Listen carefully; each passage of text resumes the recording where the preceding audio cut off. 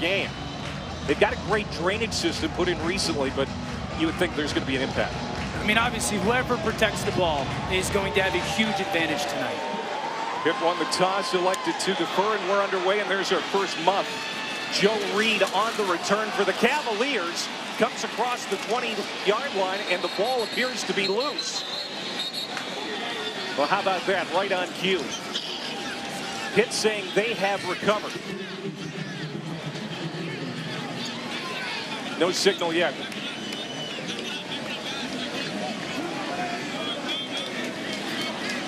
And Virginia's going to hold on.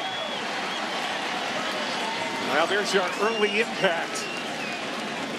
Joe Reed, a terrific return man for the Cavaliers.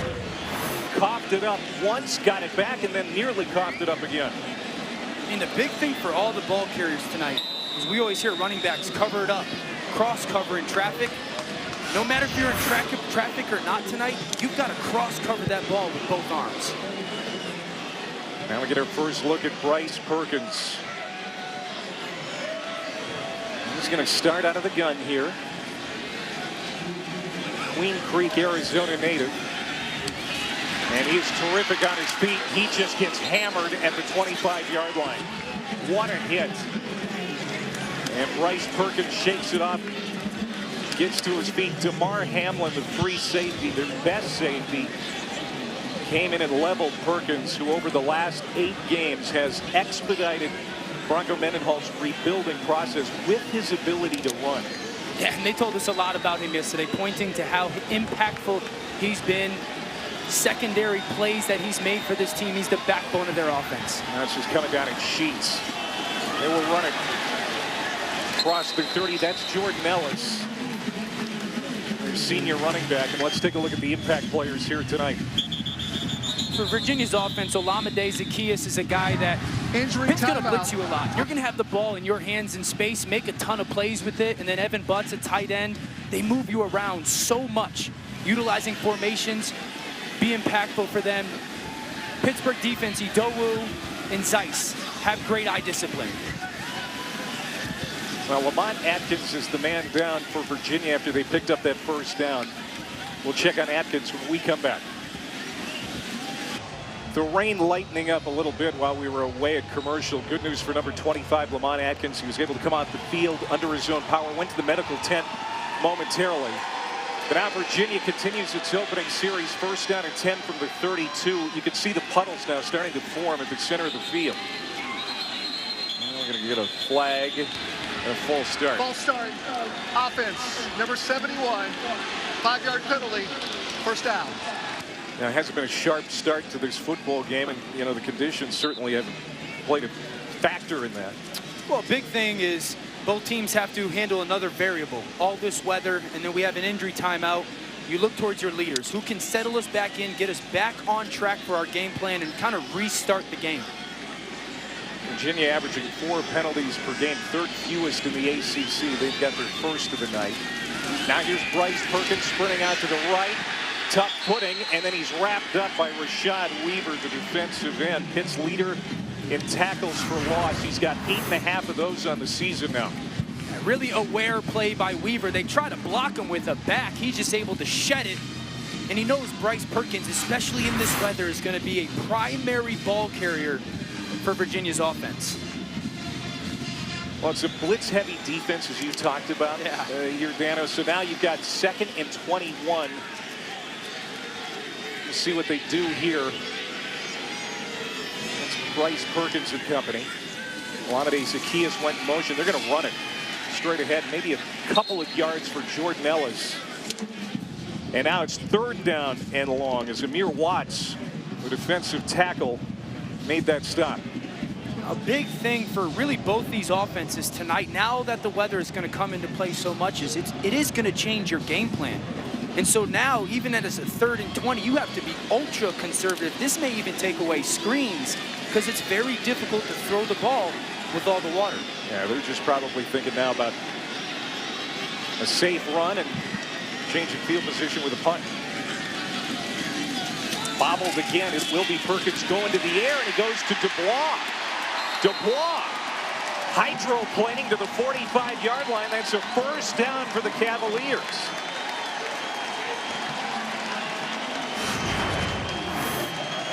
I mean, great drop by Perkins at just gathering the snap. And he must have some pretty good-sized hands, because to be able to throw that ball in this weather accurately, and let's not understate, Dubois with a good, strong catch of the wet ball. Great conversion for Virginia. So much for being conservative. Cease Dubois having a breakout junior season, picks up 20 on that reception. Biggest play of the game so far. Now here's Perkins pumping to the near side, rolling out to the right, and he overthrows Olamide Zaccheaus. Virginia's all-time receptions leader. He broke Billy McMullen's record last week. We got a flag down. Offense number 79. 10-yard penalty. First down. It's Dylan Rankenspire. Second year as the Cavs starting center with that penalty.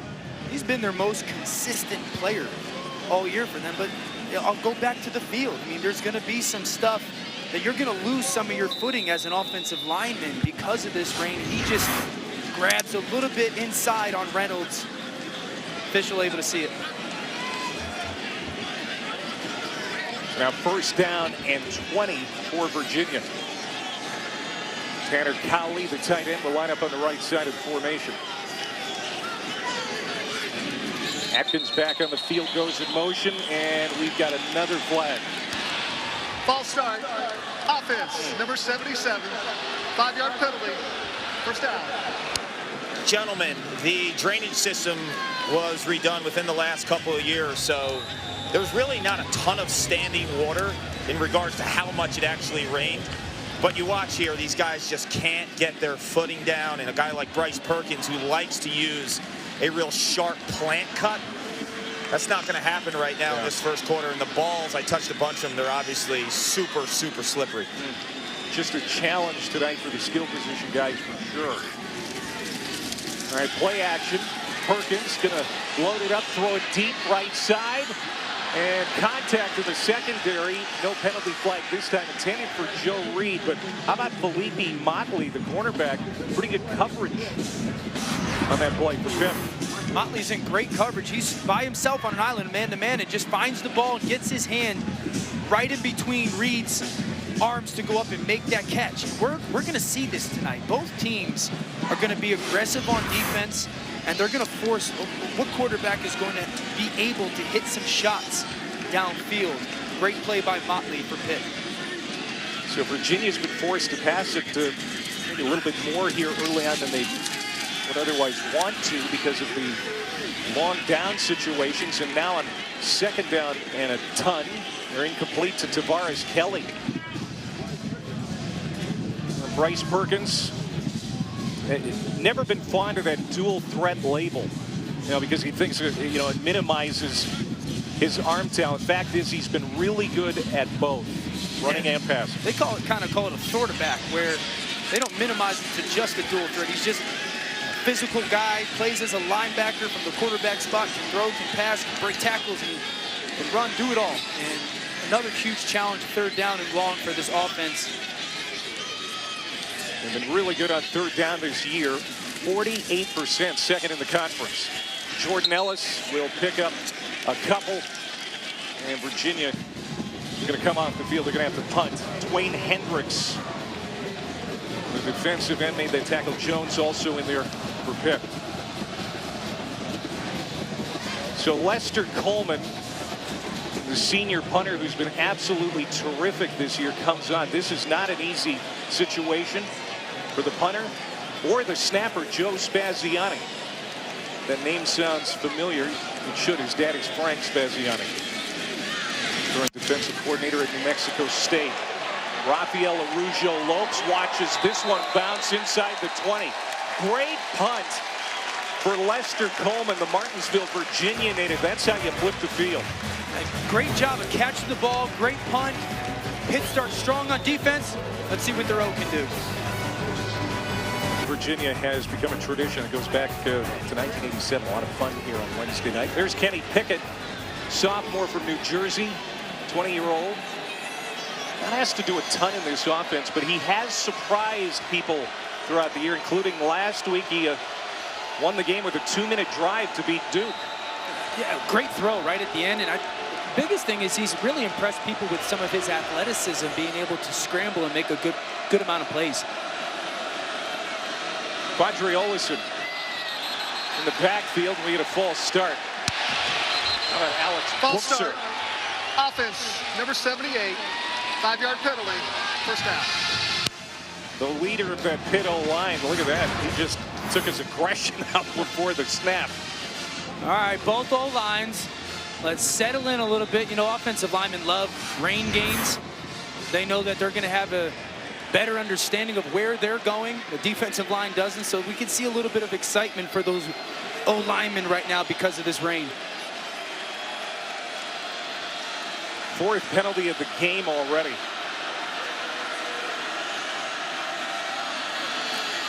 And first play from scrimmage for Pitt going nowhere. Charles Snowden, the outside linebacker, and Mandy Alonso combining on that stop. You know, Clay, this Virginia run defense is very good. Part of the reason is Snowden has been so impactful on the edge. Now, Pitt didn't even block him right there, but he's got this great length, 6'7", can extend his arms against tackles. I expect him to have a very big evening tonight.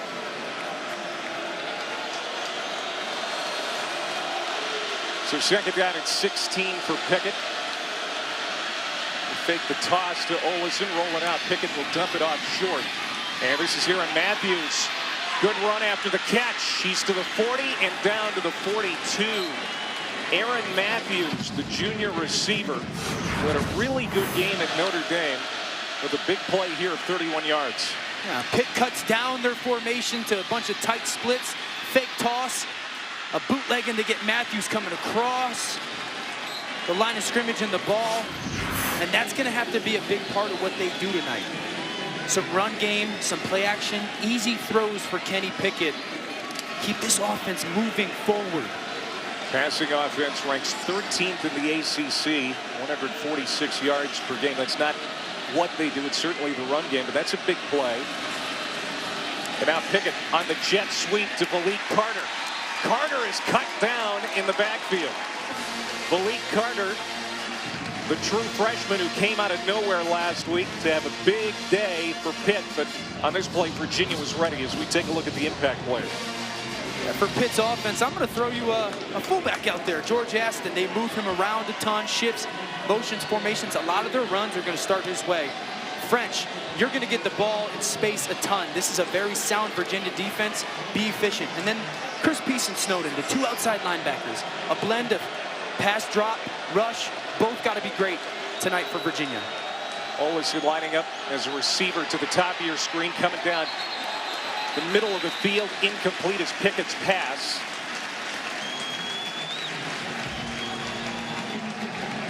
That'll be third down and long. It's actually the right call, or the great call, because Virginia brings a corner blitz, and you love throwing screens into blitzes for displacement. Just a little bit of a short throw, and Snowden got some pressure there against that screen versus Pickett. And here comes Virginia, Clay. This third and long. They're going to have three guys on each side of the center. Unique blitz packages. Who's going to come? Pitt center Jimmy Morrissey's got to be great with communication. Pickett needs the 49-yard line of Virginia, and it's going to be close.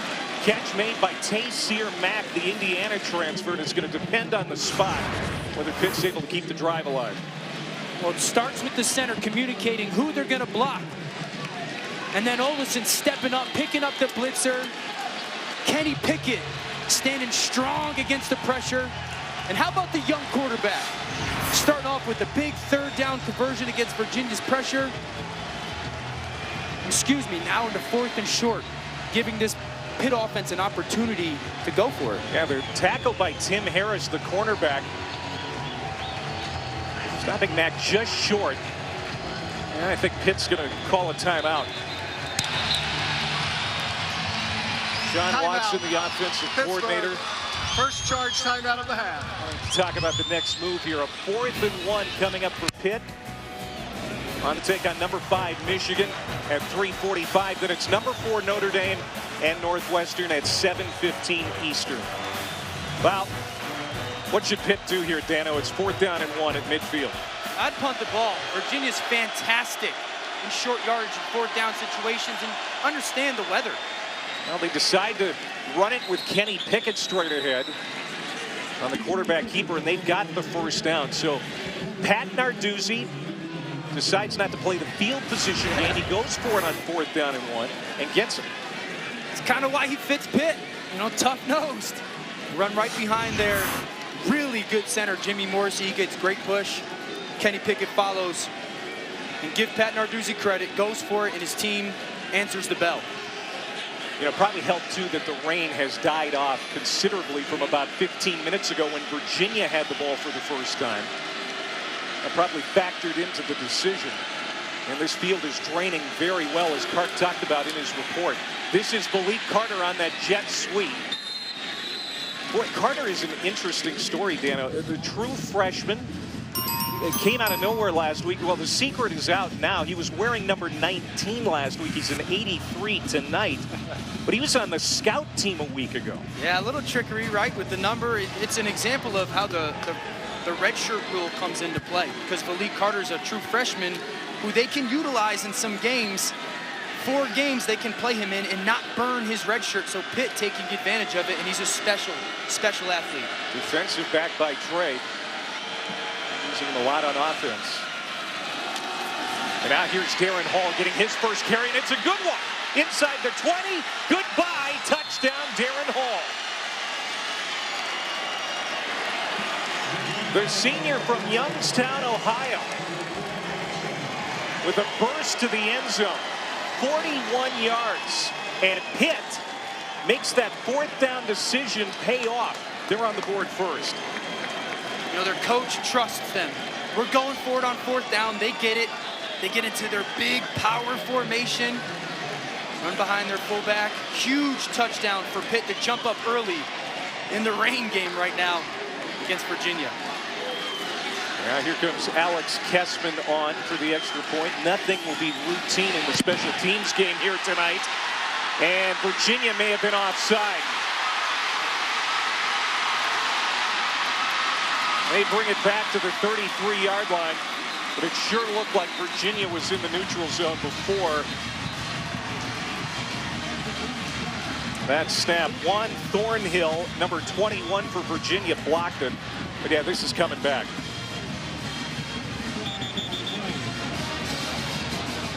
I got a feeling that Thornhill had a pretty good jump on that snap right there. I'll tell you one thing, though. George Aston for Pitt. I know there's going to be a penalty.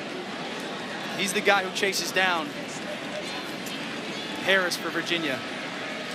George Aston. There are 2 fouls on the play. Speed. Illegal forward pass by number 21 of the defense. That penalty is declined. Offside by the defense. That penalty is accepted. Penalty is half the distance. Replay the try. I want to know, maybe 3-1 on the illegal forward pass. they're coming off of a 4th down conversion. I wonder if Pat Narduzzi and Sean Watson, their offensive coordinator, are talking about going it. Now you've gained a yard. Well, they're keeping the kicking team out there.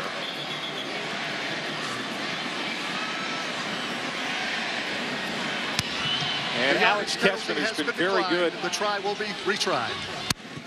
Especially in field goals this year. Jake Scarton, redshirt freshman, is doing the holding, as the officials are still talking about something. Again, nothing will be routine here tonight in the kicking game.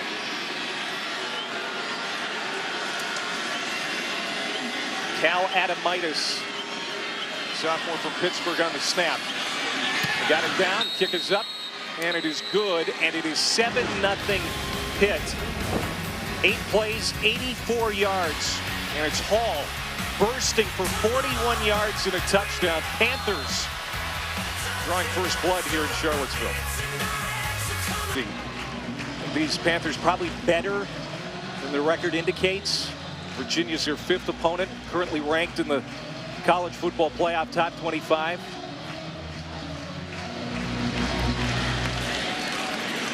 Kessman, short kick to the middle of the field.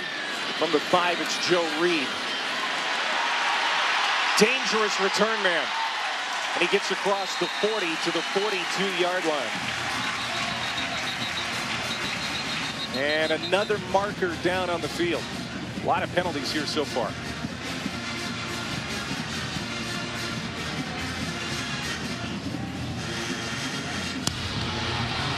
After the play, personal foul, number 36, unnecessary roughness. 15-yard penalty will be added on to the end of the run. Virginia ball, first down. Let's go back to the touchdown. Well, Kerrigan's going to be our tight end at the top of the screen. He's going to feel Chris Peace, the defensive end, release inside. So he's going to go up to Tim Harris, the corner for Virginia. Aston's going to pick up Chris Peace, and that's the block that's going to spring Darrin Hall for the big touchdown. Just great little details by both Kerrigan and Aston get Pitt on the board. After the unsportsmanlike penalty, great field position for Virginia to start their second series. And here's Perkins looking right, throwing that way, man wide open. Touchdown Cavaliers. Terrell Jana, just his 4th catch of the year. And the sophomore from Vancouver gets the Cavaliers on the board for the first time.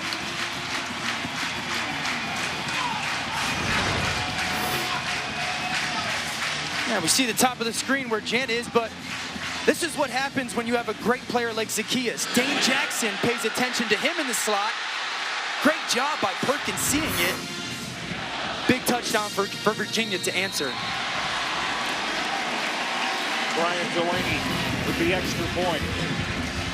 And a great one play into the end zone. Perkins to Jana. 16th touchdown pass of the year for Bryce. Pretty good, huh? I mean, I was going to say, why are you, if you're Virginia, why are you coming out throwing it? Well, you must know something. I loved how they utilized Zacchaeus there. And, you know, Bryce Perkins continues to make plays for the Virginia offense, and just a really good answer by Virginia against that Pitt power run game.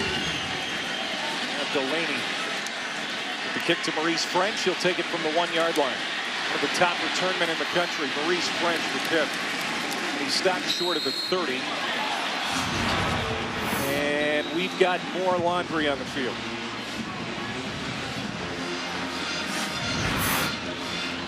See what the penalty's about first here. Well, it's been a busy night for Riley Johnson and his crew.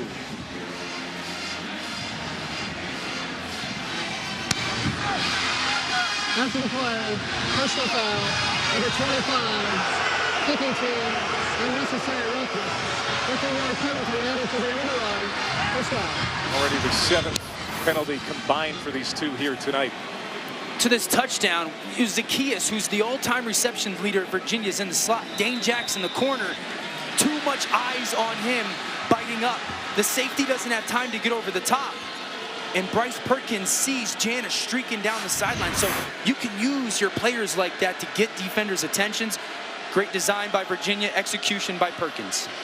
Perkins and Zacchaeus, they make up 92% of Virginia's total offense. So I can understand why they were using him as a decoy. And now we've got another flag as Juan Thornhill comes in, number 21. He's been active tonight. He hit Olison behind the line of scrimmage. Hands to the face, defense. 15-yard penalty, automatic first down. Another unsportsmanlike conduct penalty. It's 91, Mandy Alonso.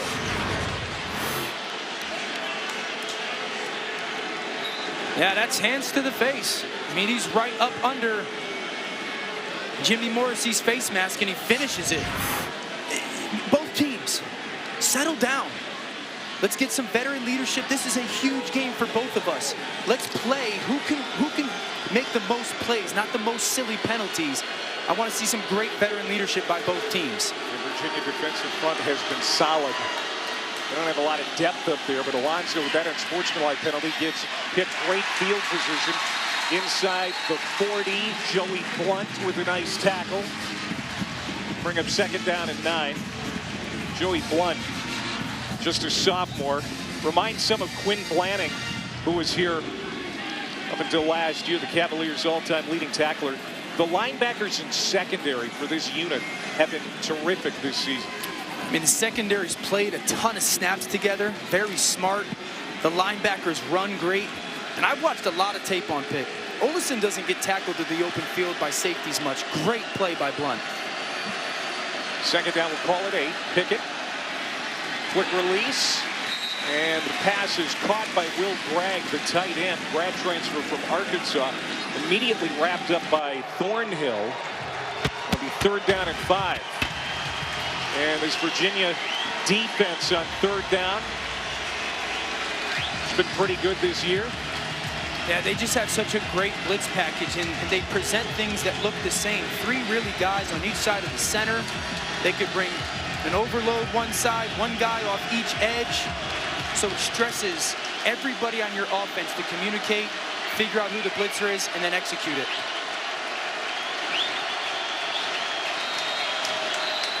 Pressure picked up. Throw incomplete. Well covered by Joey Blunt, and yet another Before flag. the snap, false start. Offense, number 78. 5-yard penalty, 3rd down. And that's the 2nd time Alex Buchser has been flagged for Pitt.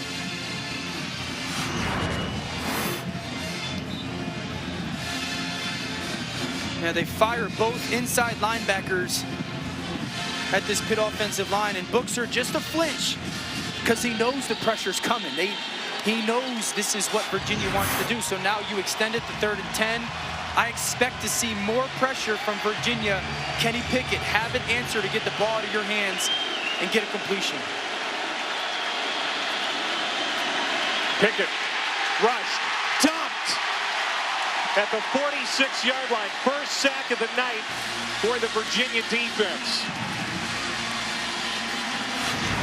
And it's Eli Handback, the nose tackle. Yeah, just a great spin move, and it really is from confusion. Who's coming from where? The Pitt offensive line isn't able to pass it all off, and that's how they get a free runner. And not a good sack there by Kenny Pickett because you are in fringe field goal range. Get the ball out of your hands.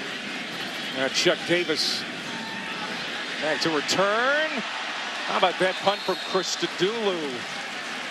That's going to be a touchback. Great effort by Kirk Christodoulou, the redshirt freshman from Australia, trying to pin Virginia inside the 5, but it's going to come out to the 20. Well, you can stream college football season long on ESPN Plus. Start your free trial tonight by downloading the ESPN app or visiting ESPNplus.com. My wife is using the ESPN Plus app tonight. She's got a friend whose, I think, little cousin plays football. Let's say maybe Maine or something, plays quarterback. So he's not so little. Yeah, I'm old. Oh, it's a great app. Clay Matvick, Dan Orlovsky, Paul Carcaterra here in soggy Charlottesville, Virginia, with a lot on the line tonight in the ACC Coastal. Here's Perkins dumping it out short to Tanner Cowley, the tight end. Gets a nice screen. Busts loose inside Pitt territory. Finally brought down by DeMar Hamlin near the 40-yard line of the Panthers. This is something Virginia does a ton. They move Cowley out, and then at the snap, he hesitates, steps down towards the ball like he's going to be part of the run, leaks out. And just like as Pitt and their offense, this needs to be a big part of who Virginia's going to be tonight. I just love the hesitation by Cowley. Quick little 3 or 4 yard throw turns into a huge gain for their offense. Getting a lot of different guys involved. That's only the 4th catch for Cowley, but it's a big one. Now here's the jet sweep to their main man, Zacchaeus. But he is stretched out to the sideline, and it'll be a loss of a couple as flags fly.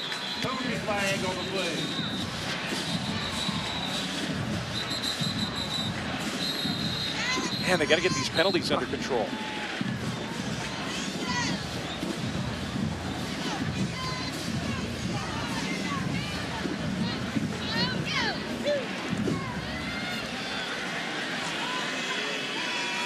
there's only so much you can attribute to the weather. Illegal formation. 5 men in the backfield. 5-yard penalty. Second down.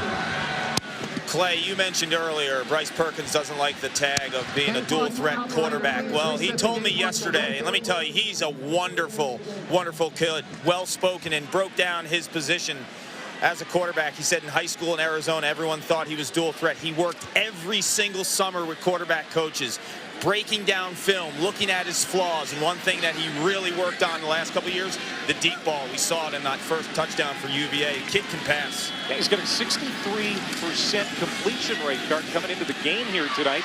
And he's on the screws again, this time to Hassis Dubois. And get it to the 39-yard line. Perkins now 4 of 6 passing, already over 100 yards throwing the football with a touchdown. And a lot of it has been kind of distribution, which is what their offense is. They really want to just stress you horizontally and just pick you apart in the short passing game. It's a big thing for them, and so many offenses, but a big thing for them. They go by the numbers. So if they're good on first down, 4 yards on first down, run or pass, they feel it's going to make them as successful as an offense as they can be. Now it's 2nd down and 9 for the Cavaliers. That's Zacchaeus in motion again. They run it right up the middle, and Jordan Ellis has nowhere to go. Over 700 yards and 7 touchdowns this year for Ellis. Before Perkins got here, Ellis was really the Virginia running game. Now he's got some help. Didn't have a lot of real estate that time, so it's 3rd down and 8. Yeah, and so just as much as Virginia on defense loves the pressure, I mean, Pat Narduzzi wants to come after you all game long. And that's what they're going to do to Bryce Perkins on 3rd down, is blitz you, see if you have a plan, and go after you. And the big thing for them, stay in your rush lanes. Against an athlete like this, stay in your rush lane. They go inside to Ellis again, and we may have another fumble. Yeah, the ball is loose. Virginia get it back. They had 1 fumble on the opening kickoff here tonight, but were able to recover. And Evan Butts does recover that loose football to keep it for Virginia. It's been a rainy start to this football game. An exciting start between Pittsburgh and Virginia. Tied at 7 after 15 minutes. Here you see the first quarter statistics. We've seen a couple of fumbles tonight on this wet evening. Both recovered by Virginia, so no turnovers yet. Virginia keeping the offense out there, Dan, on 4th down and 4 from the Pitt 34. Aggressive move, but trust your team. Perkins has been trusting his tight ends this year. It's Evan Butts turning it over.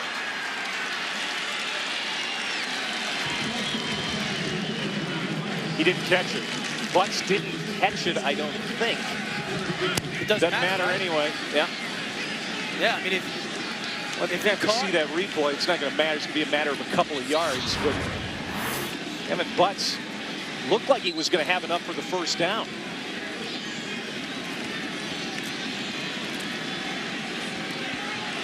It almost looks like it gets ripped right from him. Dane Jackson, the corner that had kind of got beat in a way on that first touchdown pass, rips it right out of his arms. Great play to come back for Dane Jackson. That's what Jackson is a playmaking corner. Had a fumble return touchdown against Syracuse earlier this year. Now the jet sweep. Here's Malik Carter again. Gets across the 35 to the 36, and more penalty flags.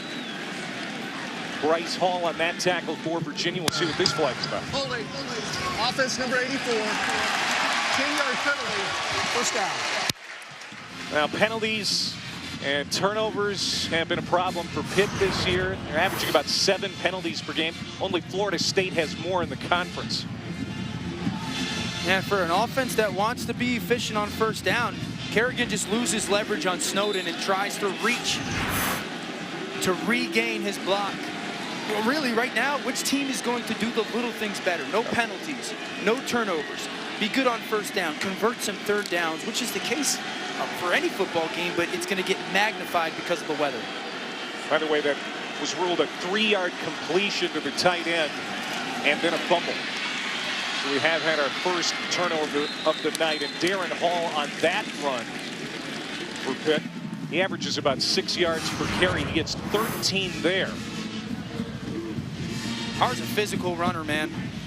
Aston coming underneath the Virginia defender and man follows Aston. You take an extra guy out of the box. Then Darrin Hill coming downhill. Darrin Hall coming downhill against the Virginia defense is something Pitt wants to do a lot tonight. A busy fall for Darrin Hall. Busier than usual. He became a father in August. Carter goes in motion. Now Pickett calls him back. Pickett, hand off to Hall. And that's going to be a first down run for Darrin Hall.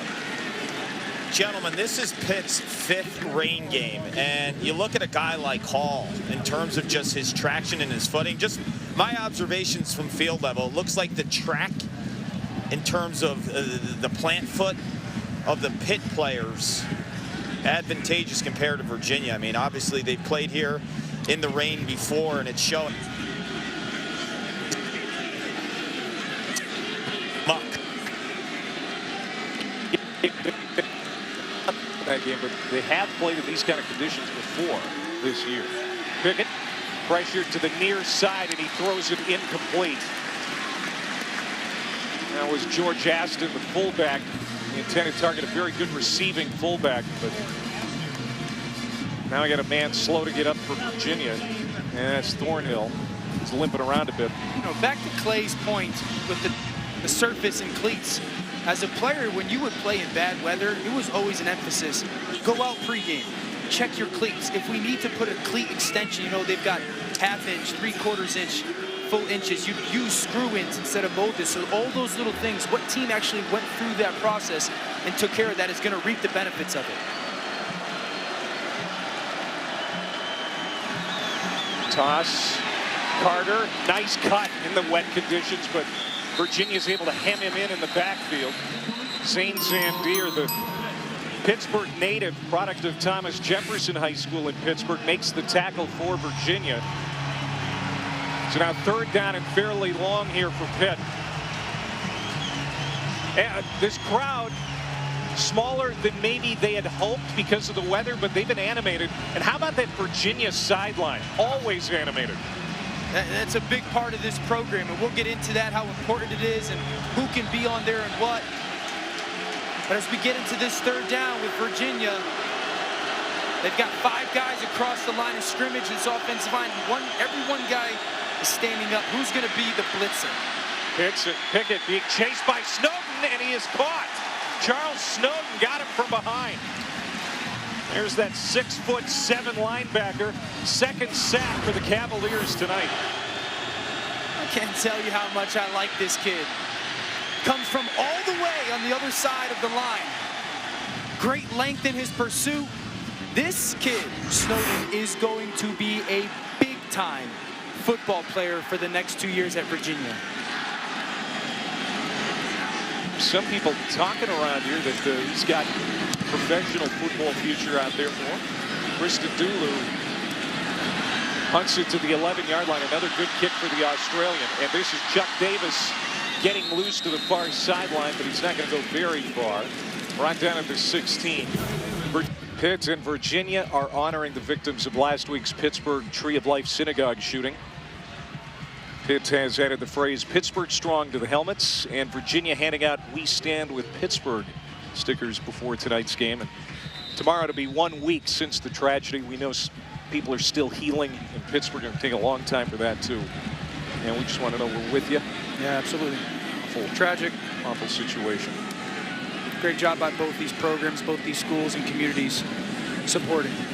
We're starting field position of the game for Virginia. Field position has been great the last few games for the Cavaliers to start drives. This is Perkins ad-libbing and getting to the 21.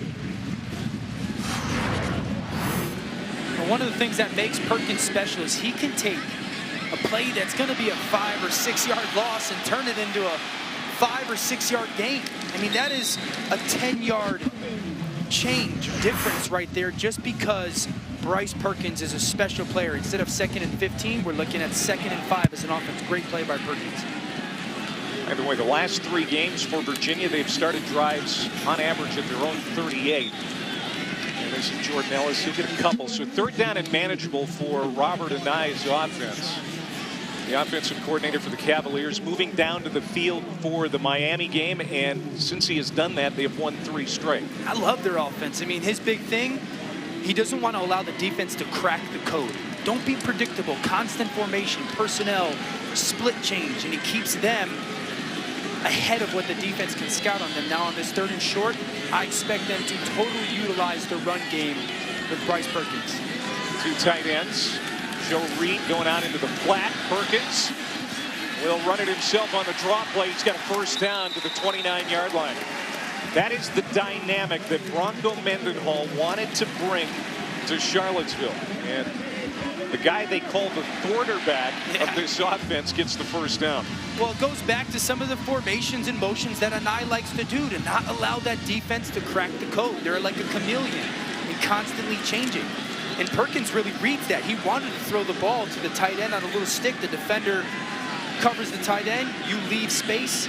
I'm taking off. Perkins impacting for Virginia. How about that pirouette by Perkins in the backfield as he catches Zacchaeus running by for the positive gain. You know, we're seeing Perkins make plays with his feet and his arm. And Robert Anae said something yesterday I think was very fitting. Let's major in something we're good at, not force feed. And I think they've simplified things for Bryce Perkins, and he's flourishing in this role as a quarterback because coaches know how to adjust and don't force a system on him. Yeah, simplifying doesn't mean dumbing down either, right? Simplifying means, okay, you're great at this. We're going to major in that. Like you said, great coaching. Give it to Jordan Ellis, and he'll sneak across the 35 to the 36. And we got more flags. It seemed like we were due for another one. It had been a while, like 5 minutes.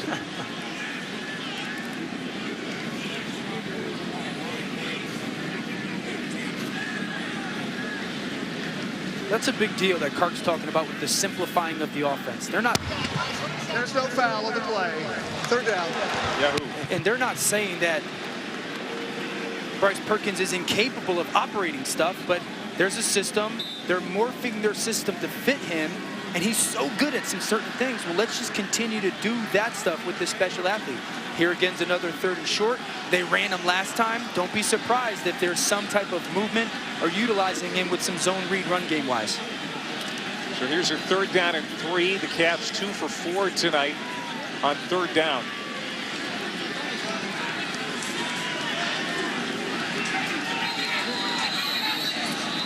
And now Virginia calls a timeout. Timeout, Virginia. Cavs talking here with 8:24 to go before halftime. But that's not it. We got someone from the movie to say something to you. Tyler, hey brother, you're an absolute legend. I just wanted to say hello. It's Hugh Jackman here. And remember, life is what you choose to make it, buddy. And you're making it fantastic for everyone around you. So just keep doing what you're doing. Go crush it. You're Thursday's hero. How about that? His favorite movie is The Greatest Showman, and the show that this university, this program put on for that young man, absolutely fantastic. Yeah, I mean, I'm a father, and as an athlete, spent a ton of time in children's hospitals or spending time with kids that had to fight some stuff, man. And the fact that Virginia does that is so incredible for the kids, and also teaching their student athletes their platform and how impressive they can be on these kids. Great job, Virginia. Virginia got the 1st down by Perkins out of the timeout. Now he's looking to throw, dancing out of the pocket. Trying to get out of a sack. Can't. They wrapped him up in the backfield and brought him down. You know, gentlemen, at the end of the season, I won't remember that sack. I'll remember coming down to Charlottesville and Thursday's heroes. It's inspiring. It's the power of sports. It puts everything in perspective.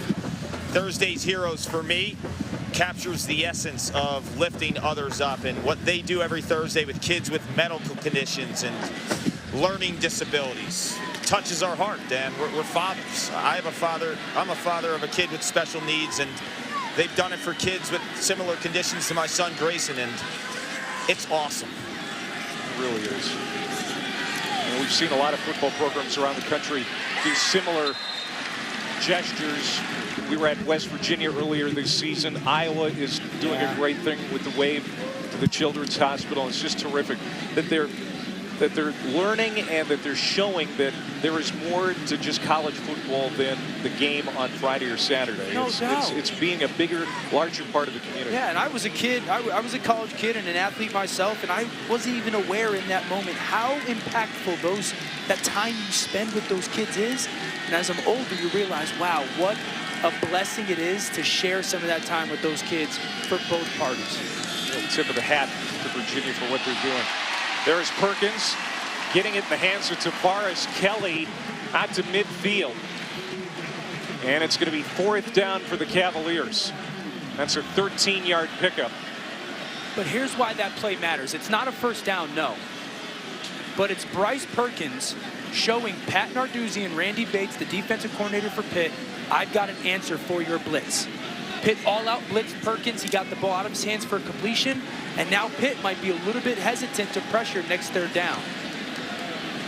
And now a chance for Virginia to flip the field again here. Coleman had a 52-yard punt earlier in this game. There's a little rugby-style line drive number this time. And what a job by Coleman. Lester Coleman with a 49-yard punt. And Tyler Shannon loves it. Pitt backed up to the 1 when we come back. ESPN presented by Hulu. Pitt backed up to its own 1 after another great punt by Lester Coleman of Virginia. And Kenny Pickett, the quarterback for the Panthers, lunges ahead to get a little breathing room off that goal line. You talked about it, Dan. Field position so big here tonight. Yeah, and Virginia's winning that battle right now, right? I mean, Pitt has certainly been backed up a good amount for their drives, now starting at the 1. For a defense that plays very fundamentally sound in Virginia, you're forcing an offense to go 99 yards against you and almost have to play perfect ball. That's why that field possession is so important. Stan Orlovsky on climactic. Paul Carcaterra down on the sidelines, grateful that the rain has stopped. So are these fans. They're into this play here. 2nd down and 9. Pickett from the end zone. Goes to the far side for Shockey Jacques-Louis, the true freshman from Fort Myers. He'll go out of bounds, pushed that way by Bryce Hall, the excellent cornerback for the Cavaliers. And so now 3rd down and 4 coming up for Pitt. Yeah, really good job of getting themselves into 3rd and 4. The crowd is in it, sidelines going crazy. You know, on 3rd down, don't be surprised. They like on 3rd and short to find Arujo Lopes. They're going to put him to the field. And if you're going to play zone, Kenny Pickett's going to try to get the ball to Arujo Lopes against your zone. Yeah, he's number 82 in the slot for Pitt. Virginia brings pressure off the edge. Pickett steps up and lowers his head very close to the line to get for the 1st down. Joey Blunt's going to be credited with the tackle. Pitt thinks they got it. If they did, it'll be their first 3rd down conversion tonight. They may have to measure to prove they did get it. Virginia blows out of there and plays zone. Kenny Pickett looked to try to get a completion. I loved how quickly he got into the run. And that's going to at least get a measurement for Pitt's offense. Did not get it. And I mentioned before how fundamentally sound Virginia's defense is. When you get a ball carrier open in space, I always hear coaches talk about vice a runner, meaning you've got a defender on each side. You don't go shoot at him. You vice him, squeeze him in. That's what those 2 Virginia defenders do. And that keeps that ball short 6 inches. You got to imagine punting here for Pat Narduzzi. You're not going to give Virginia's offense a short field.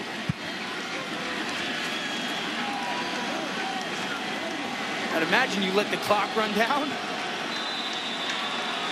This is Pat Narduzzi. He's Pitt. He's tough. Well, remember, they went for it on 4th down and 1 and picked it up, and then they ended up scoring a touchdown on that opening series. Looks like you might have an opening on the left side behind Hargrove. Kenny Pickett plunging ahead, and Pitt is able to move the chains again on 4th down. I thought Pat Narduzzi really exemplified the city of Pittsburgh. Tough, hard-nosed, confident. But that's some good onions by Narduzzi for this Pitt offense going for it there. And you know, that could be a huge moment for this team to have a coach believe in you that much and a young quarterback getting it for you. That was very delicate of you. I like that. Rafferty. Pat Narduzzi, in his 4th year. Darrin Hall, a lot of room that time. Pat Narduzzi, 52 years old. Worked for Mark D'Antonio for 11 years at Cincinnati, Michigan State. Really hit the ground running at Pitt, had a couple of 8-win seasons. Right out of the gate, a little disappointing last year with the 5-7 season. But like I said, with a win here tonight, they can control their own destiny in the ACC Coastal. How awesome was he last night? You know, he's got a great start here, 15-16. He's got this. This is a better team than 4-4. They've lost to UCF, Notre Dame, and Penn State. And they're putting Virginia to the test. That pass is caught by George Aston, the fullback. He's going to try and muscle his way toward the 20-yard line. Pushed out of bounds again by Bryce Hall, who is one of the better defensive backs in the country, leading the country in passes defended. And it's going to be 3rd down and 5 coming up here for Pitt. Yeah, so last time Virginia blows out of there and plays zone, and it works. If I'm the play call for Pitt, I'm not thinking Virginia, who loves to blitz me, is going to do it 2 times in a row. So make sure I've got a blitz answer, and then I'll go back to Arujo Lopes in that slot. Big option. Pickett feeling the heat. Incomplete.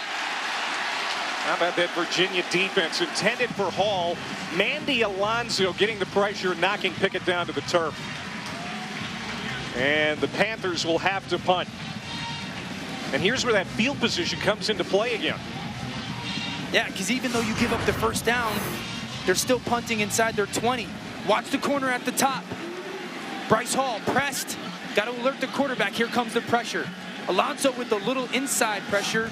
Pickett tries to escape, and Bryce Hall, the cornerback blitz, waiting right there. Virginia's not going to sit back and let Kenny Pickett stay in the pocket. Kirk Christodoulou, another product of Pro Kick Australia, bangs it to the 35. It's Tavares Kelly on the return for Virginia, and he is hammered at the 43-yard line. A 47-yard punt.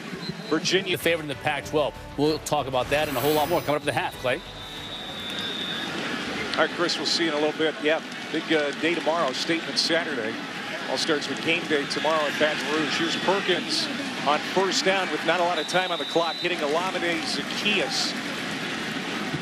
And they get it out close to midfield. What's the approach here with a minute to go? Yeah, you're aggressive. You got plenty of time, 2 timeouts. The biggest thing Bryce Perkins just did right there, get a completion, get it started, then you get into your 2-minute rhythm. The line keeping Perkins clean. He hits his receiver. There's Jana again, who had the touchdown for Virginia. And he'll tiptoe out of bounds.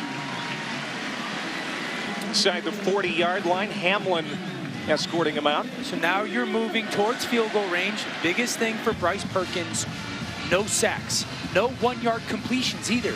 Time over yardage right now for your offense. Virginia needs to get inside that 30-yard line to feel real good about Delaney's chances. He's got a long of 46 this year.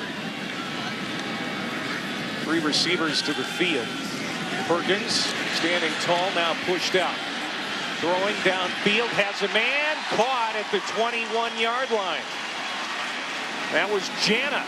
Boy, number 84 has been busy tonight. That's a pickup of 18. Just a great reactionary play. He sees Perkins leave the pocket, makes sure he gives him an option, and then on the sideline, secure the catch, get down.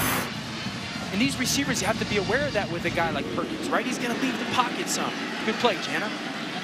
He's got 3 catches for 71 yards and a touchdown. Perkins now in trouble, and he's going to wisely throw it away. That'll stop the clock with 15 ticks before halftime. And Virginia still has its 2 timeouts remaining. Pitt has 2 as well. So we're 15 seconds. You've got 2 timeouts, but points. Right now, points are paramount in this ball game. So Bryce Perkins, you can utilize the whole field. Still just run this play like there's the time on the clock does not matter. The big thing, number 1, no sack. Already within Brian Delaney field goal range. Comes pressure. Perkins pumps. Now he's in trouble. There's that sack he wasn't supposed to take. Rashad Weaver, the team's leader in sacks for Pitt, gets one here, and now we get a timeout called for by Virginia. 6 seconds to go before the half. And don't forget, Statement Saturday tomorrow. It's going to be a big one in the Big Ten, Penn State and Michigan. It's going to get us started at 3:45 Eastern. Then it's number 4, Notre Dame and Northwestern at 7:15 Eastern. Both games on ESPN and live on the ESPN app. The first college football playoff top 10 came out. Here's our rankings brought to us by Allstate. That came out on Tuesday night. Were you surprised by anything? Man, how good is this next month of college football going to be? No, I wasn't surprised. I mean, LSU certainly deserves to be up there. Notre Dame, Michigan, who's got a huge one tomorrow. Georgia's got a big one. Kentucky's going to get tested against Georgia. And Georgia, Kentucky, that's going to decide the SEC East tomorrow. Yeah. Who would have thought that back in August? Telling you, Kentucky's defense and their outside linebacker, Josh Allen, are a problem. And they are going to test Georgia offensively. Well, the officials are in a review. Apparently, they are looking for a possible targeting. And it was Bryce Perkins getting sacked. And Patrick Jones, number 91, made contact with Perkins' helmet. Now, was it targeting? That's what they're trying to figure out. Andrew Panucci is our replay official. And this would be devastating for Pitt because it's 6 seconds to halftime, but it's happening here in the first half. So if they do confirm that it's a targeting call, yeah, he would be out for the first half of the next game next week. Me personally, with the quarterback hemmed up in the pocket, I don't see it. Forcible contact with the crown of the helmet or any forcible contact to the head or neck area of a defenseless opponent. And this could take away, the sack by Perkins that made that field goal 3 or 4 yards longer. It makes it a much easier attempt. It has impact on not only the second half for Jones, but also where this kick is going to happen from. It's a booth-initiated review. Again, Andrew Panucci is replay official looking at it upstairs. You're talking changing this from a 40-yard kick or so to 25-yard, almost extra point distance.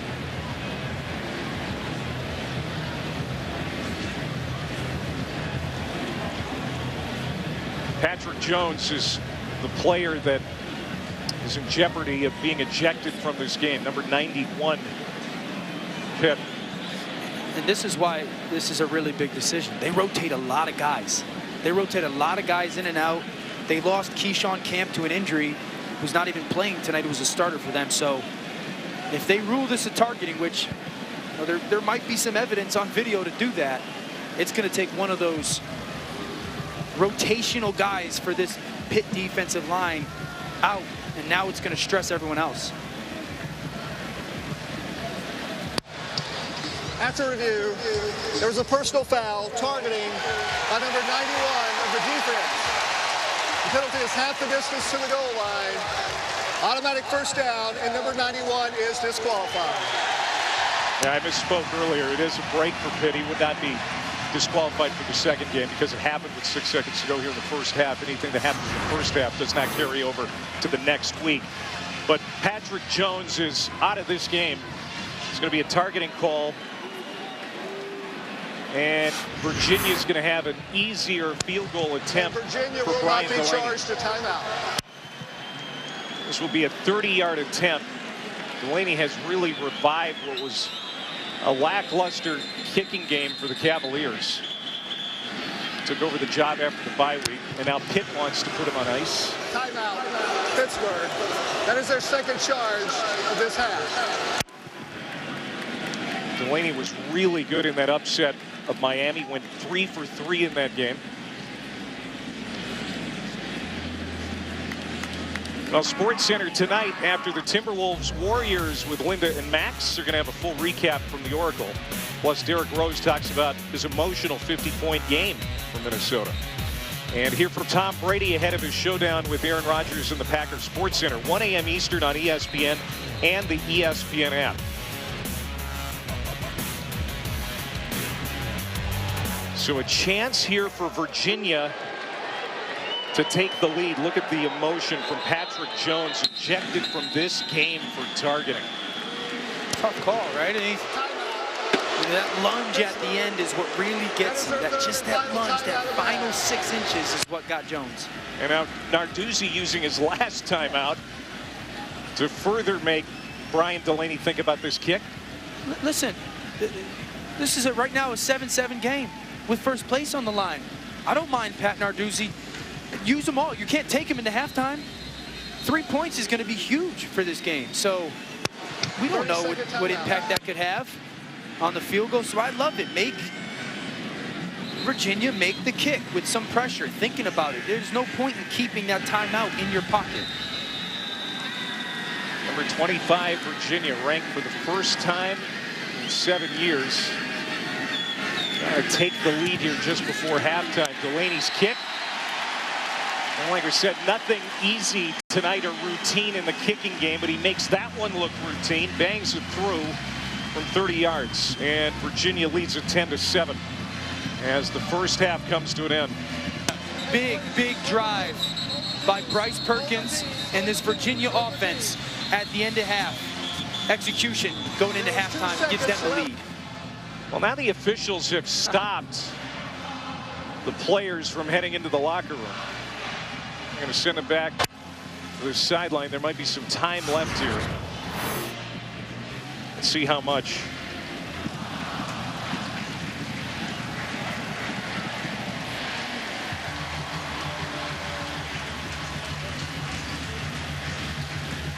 It hits the net with about 3 seconds left. We'll see how much time they put back on the clock. We're being told 2 seconds. And Pat Narduzzi, as evidenced, will take him. I mean, he called that timeout, made Delaney make the kick. Credit Delaney for making it. Yeah, and they've got a weapon in Maurice French.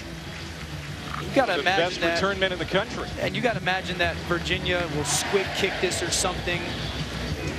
Make sure that French doesn't get his hands on the ball. And for Pitt, nothing silly. You know, you don't want to get a ball bouncing on this slick surface the wrong way. The last 2 years, Pitt has returned a touchdown against Virginia. In 16, it was a kickoff return touchdown. Last year, it was a punt return touchdown. That's in the back of Bronco Mendenhall's mind here. There's no way you kick this to French. So Delaney will approach the ball, and you're right, it's a pooch kick. It's going to be taken at the 20. Now one of the up men, it's Darrin Hall, and he is dropped. And that ends the first half. Virginia 6-0 this year when leading at the half. Pittsburgh under 500 when trailing at the break. That's the case here, 10-7. Virginia leading. We now go to the studio with Chris, Joey, and Jesse. Is drying out. That should help. Pittsburgh's run game just hasn't been able to get going. Had a lot of plays. You know, they've got to get some first downs to get some plays for their offense, get Olesen some touches, and put the game in the hands of their offensive line. Pittsburgh will get the football here to start the second half. It was a big field goal right before halftime by Brian Delaney, who kicks off and gave Virginia the lead. And Bryce Perkins hasn't done a lot because of the weather early on in this game, but he's done enough to have Virginia in front. Yeah, the first touchdown, he sees that the safety can't get over the top, and he finds Jana down the sideline for a huge touchdown pass. But you know, his ability to take a negative play and turn it into a positive one is really doesn't show up in the stats, but a big part of that first half. And then again, escaping, finding Jana for some completion. So it's been the Bryce Perkins show, and Pitt as a defense has got to figure out how do we get a key into that guy and slow him down. There's 3 incompletions for Perkins in that first half. Pretty good considering he had a wet football for most of that half. That one is tipped and incomplete as we go to Paul Carcaterra. Clay, I caught up with Pat Narduzzi, the Pitt coach, at halftime. I asked him, why would you go for it on 4th and 1 on your own 11? He said because he loves his offensive line and that unit has guts. This is the type of weather offensive linemen love. It's muddy, it's wet, it's dirty. Defensively, he said he's not thrilled with the tackling in the open field, specifically with regards to Bryce Perkins, who's been giving them some problems with his feet and his arm. But this is tailor-made for these two teams, man. This is going to be a battle of the wills in the trenches. It's a veteran O-line for Pitt. And they're going to get it to Maurice French. He's going to try to get to the outside and cut it up, but he can't. Swarmed under, led by Charles Snowden, who's having himself a game. Tim Harris also in on the play for the Cavaliers. It'll be 3rd down and long. You know, I talked about Snowden's length. Watch his length here, able to bench press Pitt's tight end and continue to run horizontally down the line of scrimmage. That's forcing French to go horizontally. Just the length of Snowden allowing him to make that play, setting up a huge 3rd and long. For Virginia's defense, here comes some pressure. Kenny Pickett find Arujo Lopes. Pitt has yet to convert on 3rd down tonight. 0 for 5. Stepping up, Pickett eludes the rush. And he may have the first down. Kenny Pickett willing his way to the 35-yard line, trying to keep the drive alive, and he may have. Yes, he did do it. First down.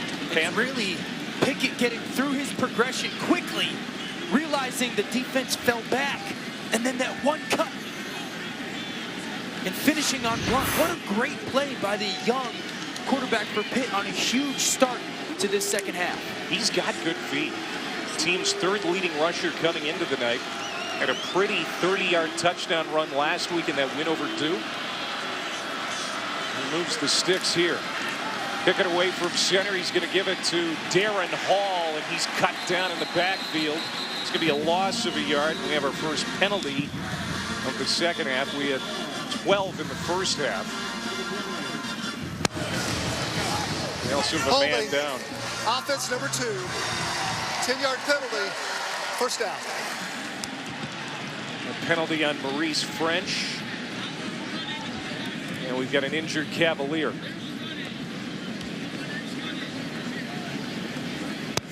Injury timeout.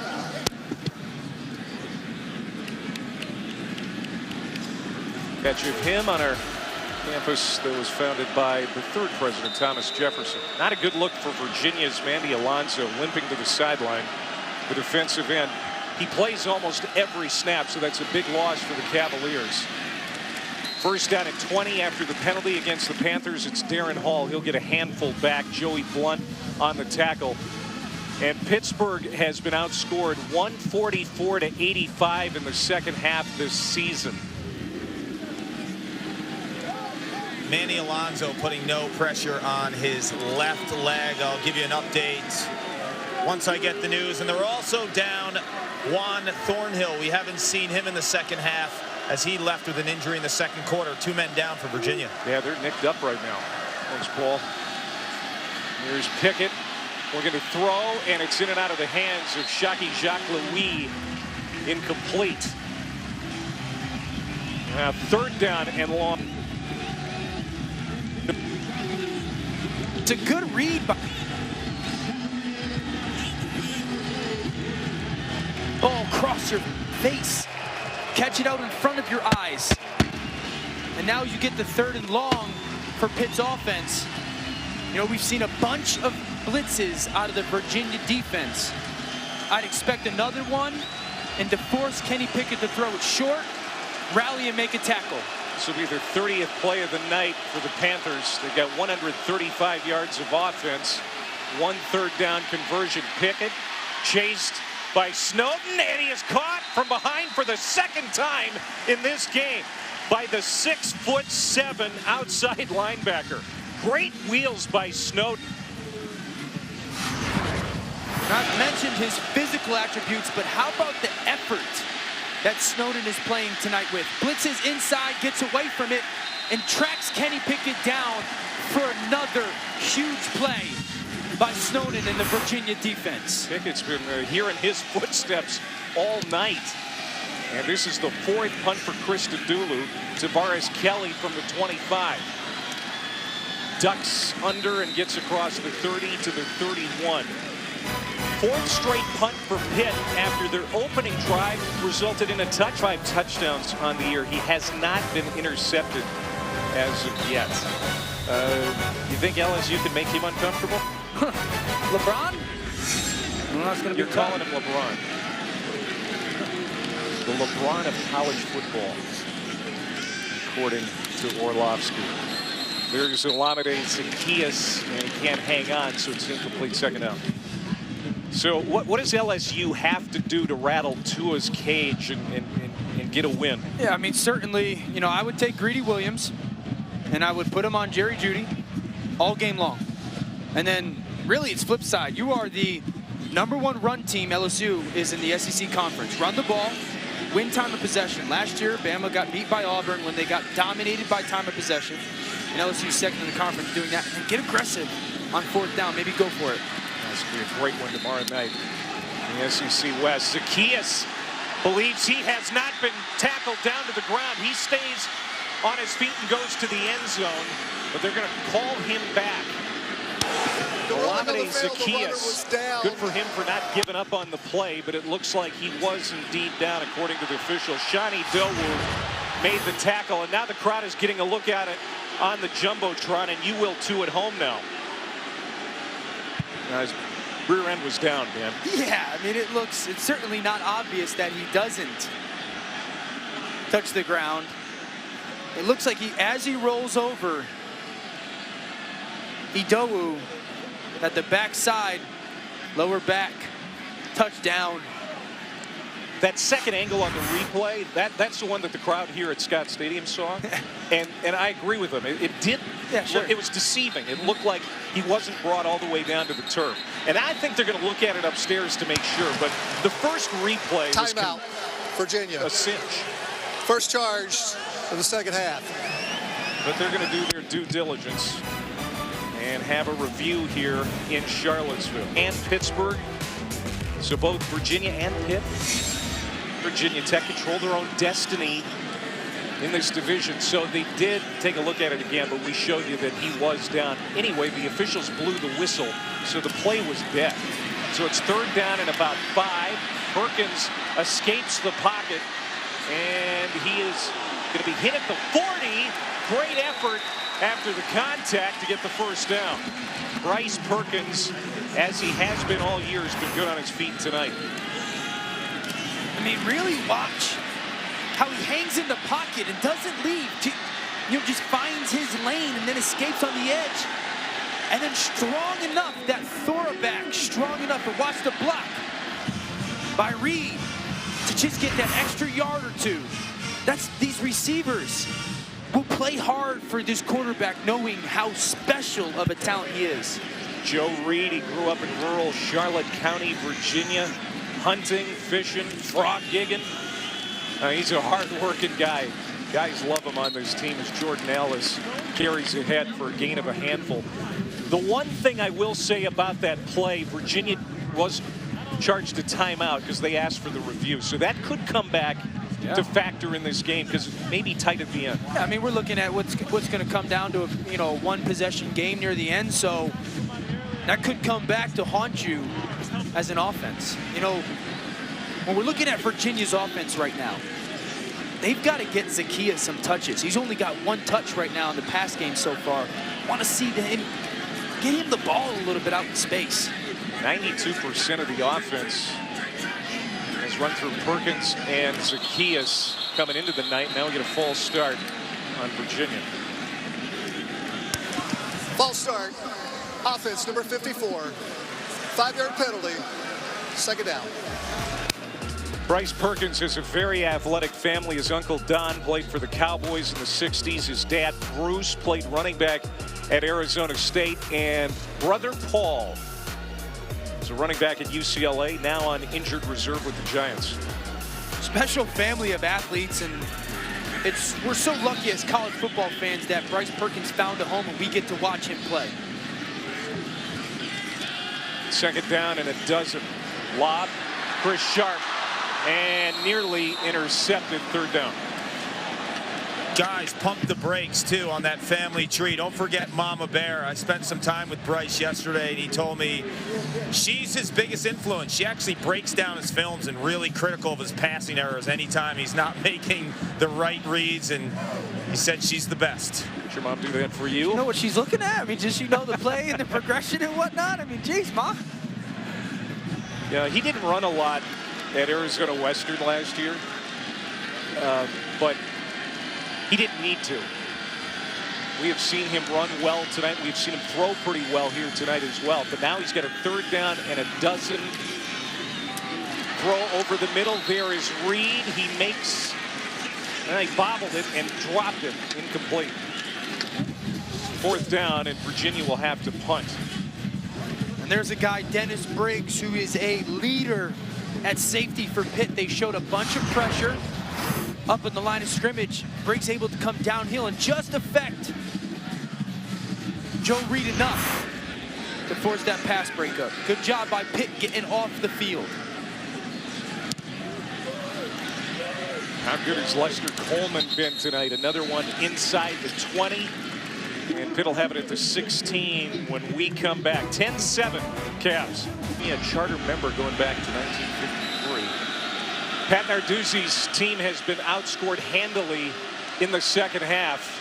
They're down 3 with just over 9 minutes to go here in quarter number 3. Pick it away from center. He's going to give it to Darrin Hall with a stiff arm trying to get to the edge. Get 3 yards on that play. We have not seen a lot of Quadri Olison, Dan, here in this ball game tonight. Just 3 carries for the big physical running back. 3rd leading rusher in the ACC. And it's interesting to note on that, you know, he did seemingly hurt his hamstring last week. Gents, I saw the trainers working on Olison in the 2nd quarter. It was like his left hamstring area, rubbing it down, and he was working the sidelines to see if he can get some traction and make some moves. I'll update you when I get more info. That's a guy they need. Pickett steps up, ball came out, and the Panthers are able to recover, but there's number 34, Bryce Hall, getting in the backfield Rolling on the and field nearly was a causing fumble. a turnover for the Cavaliers. That's a loss. Pittsburgh, 3rd down. Great job by Hall coming off the edge. A.J. Davis, the Pitt backs, responsible to block him, and Hall doesn't hesitate. Right off the edge and not able to get home, finds the ball, forces that fumble. Bryce Hall is a very, very smart football player for Virginia, which is a theme for their whole defense. Bronco Mendenhall no longer calling the plays on defense. He's turned that over to defensive coordinator Nick Howell. And that unit has done a good job tonight. Pickett in trouble again. Nearly sacked again. Gets out of the jam and gets to the 12-yard line where he's pulled down from behind. That might be a horse collar. Yeah, there comes the flag. And that might bail Pitt out of a tough situation. Personal foul, horse collar, defense number 11, 15 yards, automatic 1st down. The only mistake Charles Snowden has made here tonight. It's a great play by Pickett, getting out of the pocket, getting out of trouble, and that's a horse collar. That's a horse collar all day long. Brown gets inside of the jersey, inside of the pads, and ripped Pickett down. The 9th penalty against Virginia tonight, more than double their season average. And that one really hurts. And now Hall again. How about Kenny Pickett's grit, though, Dan? I mean, this guy nearly led an upset at Notre Dame 3 weeks ago. Grew up in New Jersey, rooting for the Irish, always wanted to play for that team. Nearly pulled off that upset with the Panthers in South Bend. Pat Narduzzi loves him because of his determination and grit. Yeah, and his home is Pitt. I mean, he belongs at Pitt. They love him. He's a great fit. I believe he's got a bright future at that program.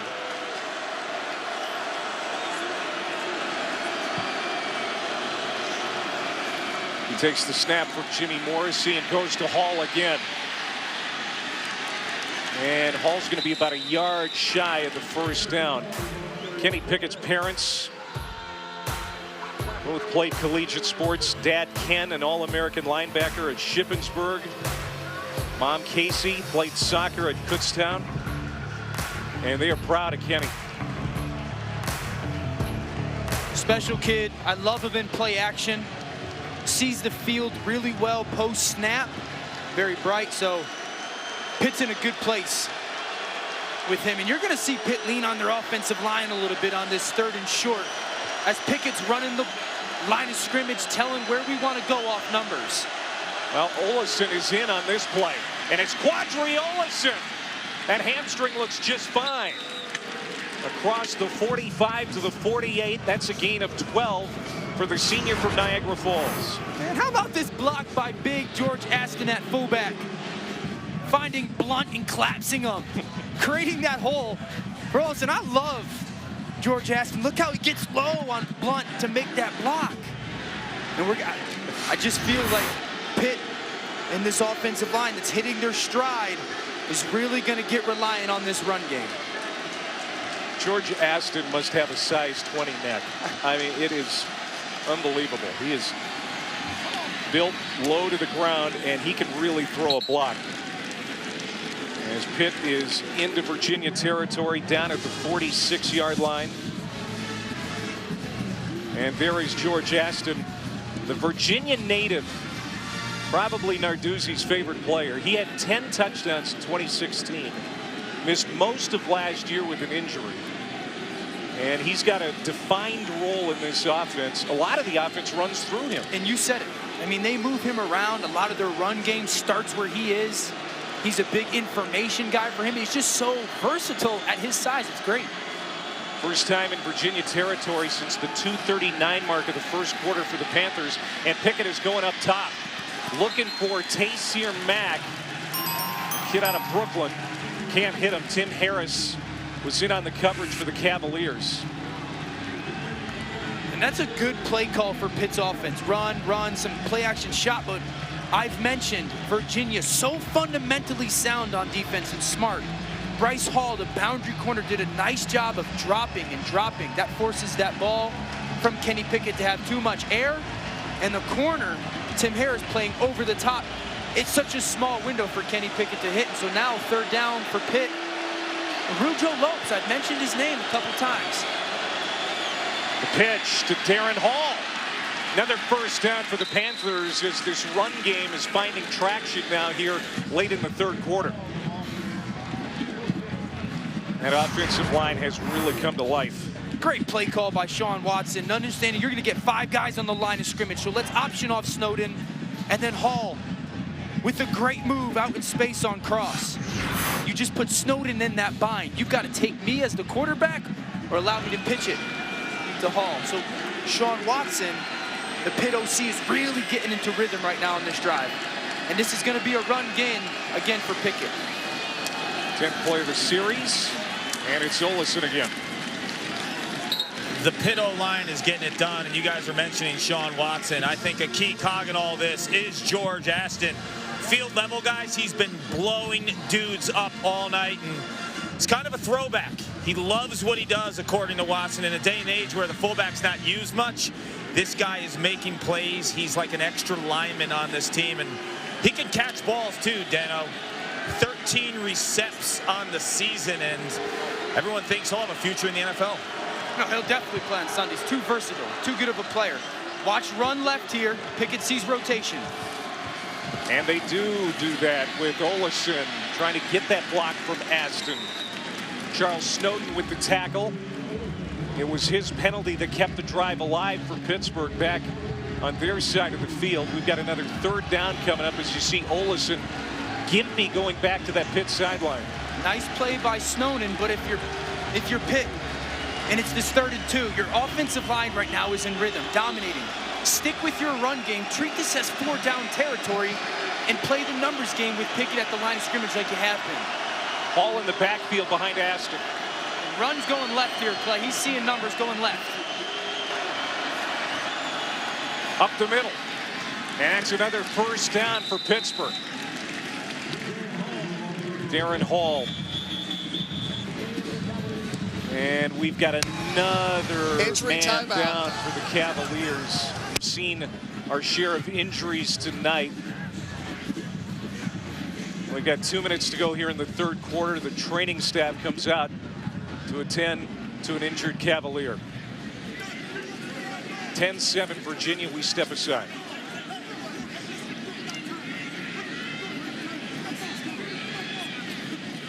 Laser X, the #1 laser tag game on the planet. Join Team Red, Blue, or Go Rogue, featuring the original Laser X, the long-range blaster, and compact micro blasters. Plus the all-new Laser X Fusion modular system with the scope and 500-foot long-range adapter, the wide-range adapter, and the back vest for 3 seconds of invincibility. With an unlimited number of players, all Laser X gear works together. You can get the Laser X Fusion double set for $79.99, and shipping is free. Batteries not included. Extra blasters sold separately. Must be 18 or older to order. We've seen some injuries throughout the night, Dan. As we're back here with 2 minutes to go in the 3rd quarter, Virginia leading 10-7. The players are huddled around the man down on the field. It's Joey Blunt, terrific defensive back for the Cavs. And we've seen the injury. It didn't look good. And these are some of the tough moments of football, and these kids play so hard. And everyone knows it's a physical game and violent game, right? And sometimes tough stuff like this happens, and you really rally as a team around the injured guy. And think of these guys are friends. Yeah. They go to school together, they work out together, hang out together. So it's one of your buddies who's kind of fallen down. And the secondary has been such a big part of what Virginia has done to get to this point in first place in the ACC Coastal. A lot on the line in this game. The winner of this game will be in charge of its own destiny to win the division here this year. Yeah, it's a great story for both programs, right? Kind of in this rebuild mode. And Virginia probably a little earlier, ahead of the pace than they should be. Narduzzi's done a great job at Pitt, and we're going to see what happens over this last quarter and a half. Who can finish? Now Blunt is up. He is going to be helped off the field. We're going to take another quick commercial break, and we can report that Joey Blunt was putting some pressure on the injured leg, but he is out now. So is Juan Thornhill, the strong safety for UVA. They are shorthanded out in the secondary. 13th play of the series for Pittsburgh. First down, Pickett to throw. He is complete to the 20-yard line and is caught by Darrin Hall out of the backfield for a gain of 5. 2nd down and 5. It's been a good drive for Pittsburgh with some help from penalties. But no doubt Kenny Pickett has settled in. The offensive line is moving the line of scrimmage. What's going on here for Pitt on this series? Well, one thing they're doing is calling 2 plays in the huddle. Kenny Pickett's getting to the line of scrimmage, seeing where the numbers advantage or a leverage advantage is, and that's where they're running the ball. And then they've just been good on first down in some of their play actions of making sure they're getting completions. That's Maurice French in motion. They're going to run it again with Hall. Good run inside the 10, inside the 5, down to the 2.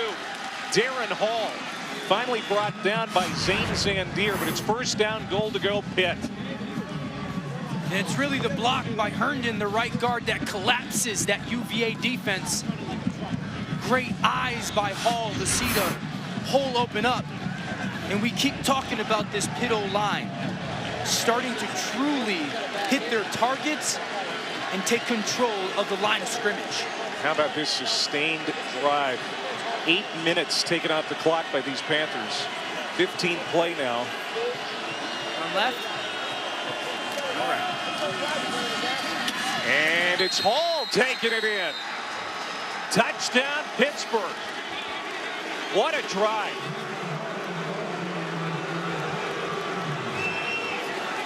Darrin Hall with his second rushing touchdown of the night. 15 plays, 84 yards on the series. And again, it was their right guard, Mike Herndon, taking 2 for the UVA defense. And that's Pittsburgh football right there. That is that smash mouth run game that has really started to embody this program.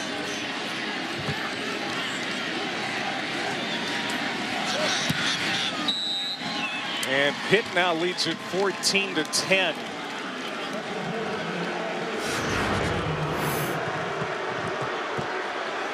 Herndon at right guard with Jimmy Morrissey, the center and guard, staying connected on the hips, hitting their targets in their run game.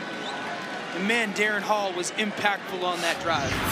He's been impactful all night. Well, Tuesday, November 6th is Election Day, of course. And it also marks the anniversary of the first college football game played in 1869 between Princeton and Rutgers.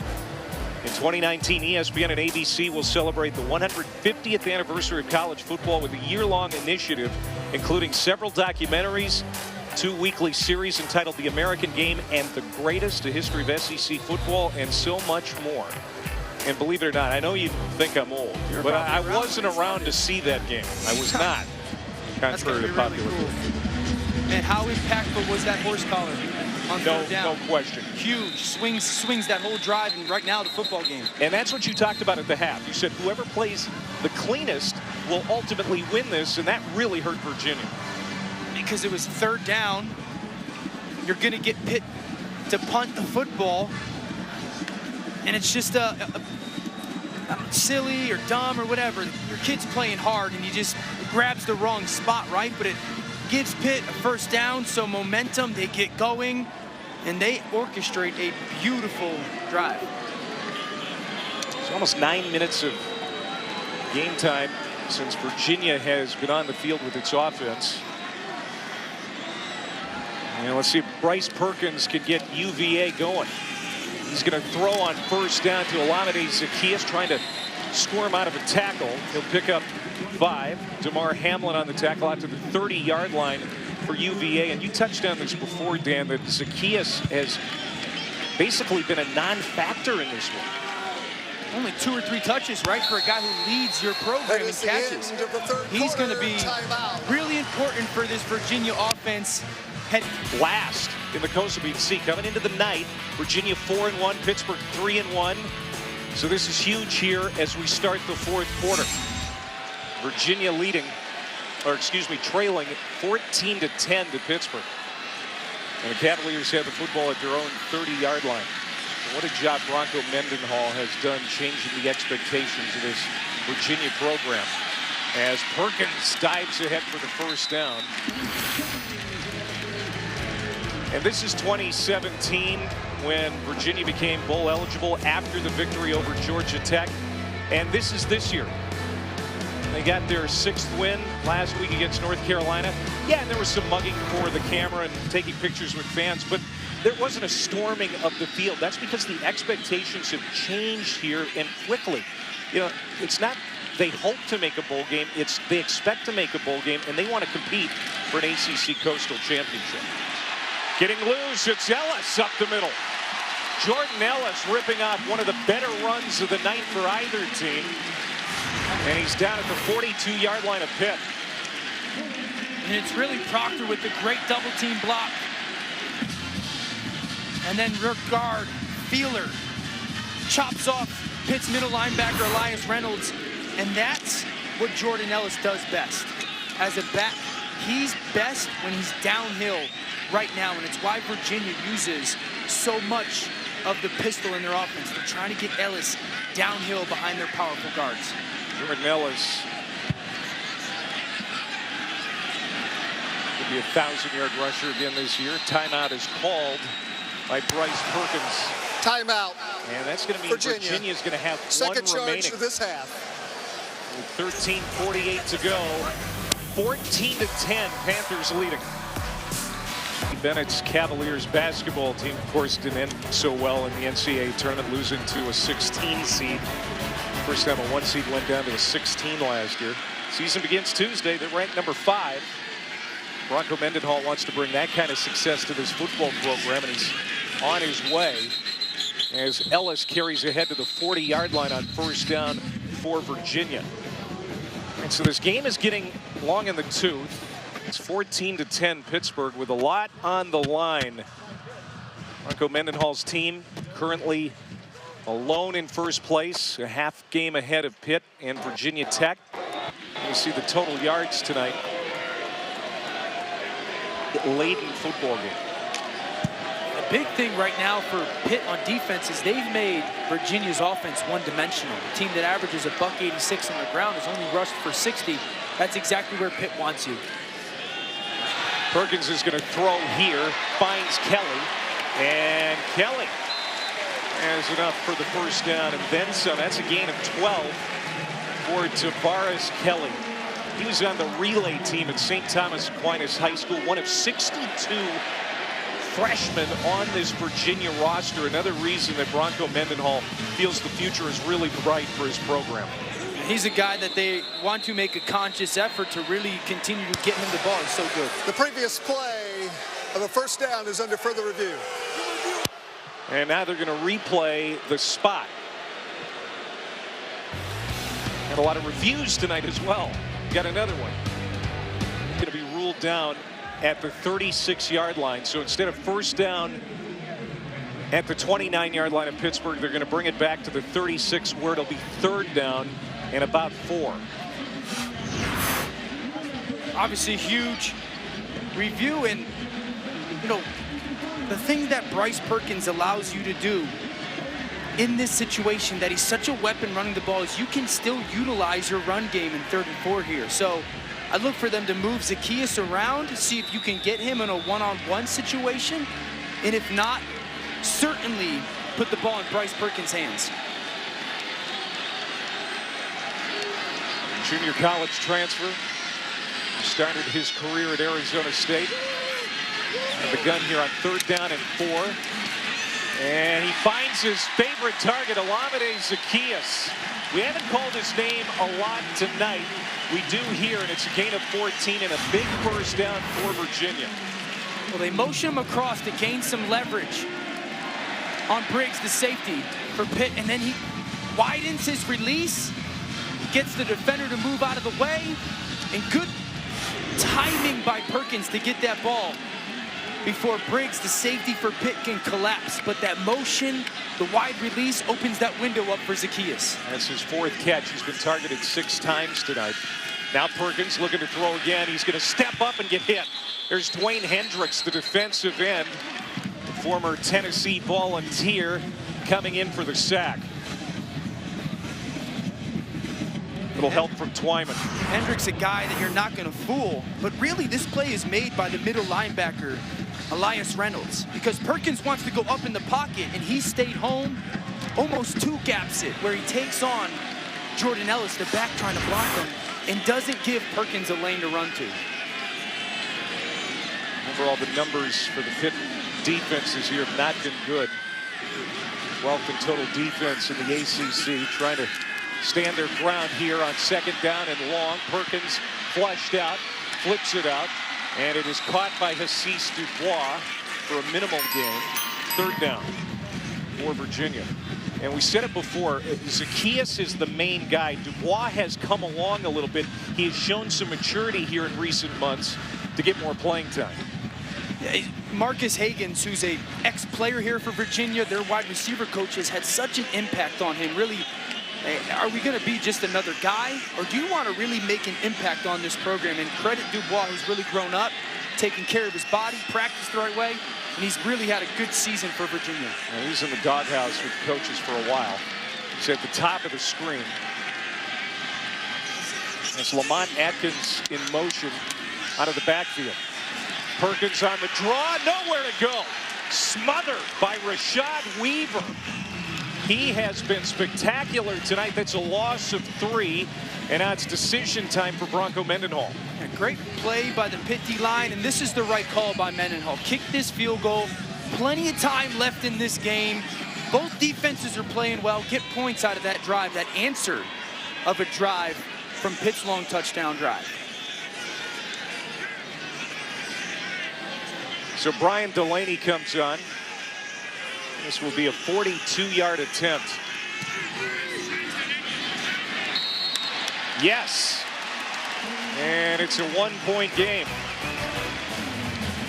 Boy, Brian Delaney has been good for the Cavaliers here in recent weeks. Its defense does its job. They force Virginia to settle for a field goal. Delaney bangs it through from 42, and we've got a 1-point game here in the fourth quarter with the lead in the ACC Coastal on the line.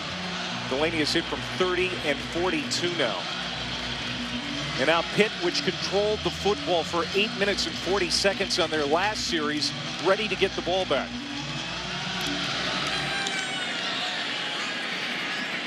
Going to start from the 25. NFL Sunday Countdown on ESPN at 10 a.m. Eastern. Crew is in New Orleans, where Coach Corso will make a special headgear pick. Then our Monday Night Football matchup has the Titans in Dallas to take on the Cowboys at 8:15 Eastern. All available on the ESPN app, so you can watch anywhere. Clay Matvick, Dan Orlovsky, Paul Carcaterra here in Charlottesville, where Amari Cooper is the new toy for Scott Linehan. A lot of pressure on Dak Prescott. You've now got a really good receiver. Your play's got to get better. And Pitt with a hole up the middle for Darrin Hall. And he is off to the races. Darrin Hall. He's got the hat trick, his 3rd touchdown tonight. This one for 75 yards.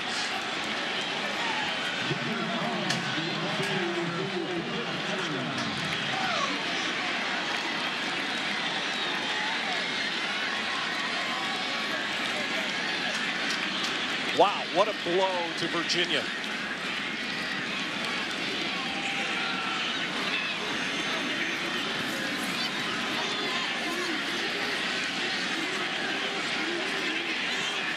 How about that? One play. We're talking about a team that's going on 8-minute drives. One play to the house.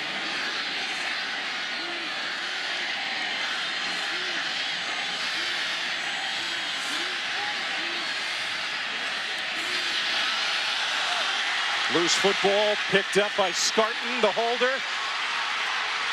Now Virginia trying to advance it. They're having trouble picking it up. And that could be huge. So it stays a 7-point football game. But there's the man of the night, Darrin Hall. He's got 3 touchdowns now. That goes 75 yards. Let's watch the collapse of the right side of the Pitt offensive line. Down block, down block. Dentino, the guard, pulls around, and then our guy, George Aston, leads through. And that sends Darrin Hall for a huge touchdown. Aston opens up that hole, but it's the right side of that offensive line collapsing the Virginia defense. And you get a guard pulling around for a kick-out block, and then you have your fullback lead through. And great backs follow their fullbacks. And here's the bad hold by Jake Scarton. And again, it's been wet here tonight. Tons of rain this afternoon, and most of the first half. It stays a 7-point game. That could be a big factor here in the last 9 minutes and 40 seconds. As Kessman bangs it into the end zone, Joe Reed will take a knee. So the first drive of this second half for Pitt, 8 minutes and 40 seconds. That one just 11 seconds. You know what they have in common, Clay? George Aston. I mean, in a way, he's a weapon, because in college football nowadays, it's so spread out, right? And so Pitt has got this guy who's versatile enough and big and loves contact, can you defend him? Can you handle him? He's having a huge impact for their offense. 2 reasons I'd be concerned if I'm Virginia. The offensive line of Pitt has just been hammering away at this defensive line. Not to mention, they're down 3 starters defensively in this 4th quarter. It's going to be huge. Joey Blunt, he's on crutches. Mandy Alonso, he's on crutches. And Juan Thornhill has not returned since the 2nd quarter. That is a big blow to this Virginia False defense. start. Offense, number 77. 5-yard penalty, first down. And they keep making mistakes. This time it's Jake Feeler, the right guard, and that's penalty number 10 tonight on the Cavaliers. It's odd for Bronco Mendenhall's team to handle that like that. You know, he's so well coached, and they've been so good at handling all the little details. This is uncharacteristic of them this evening. 80 yards in penalties tonight for Virginia. 1st and 15 for Bryce Perkins. He's got 200 yards passing. He's going to go to the air here to the outside. He's complete to Chris Sharp, the fullback. And he'll get a couple back. Hamlin on that tackle. But last year, the Cavaliers started the season 5-1.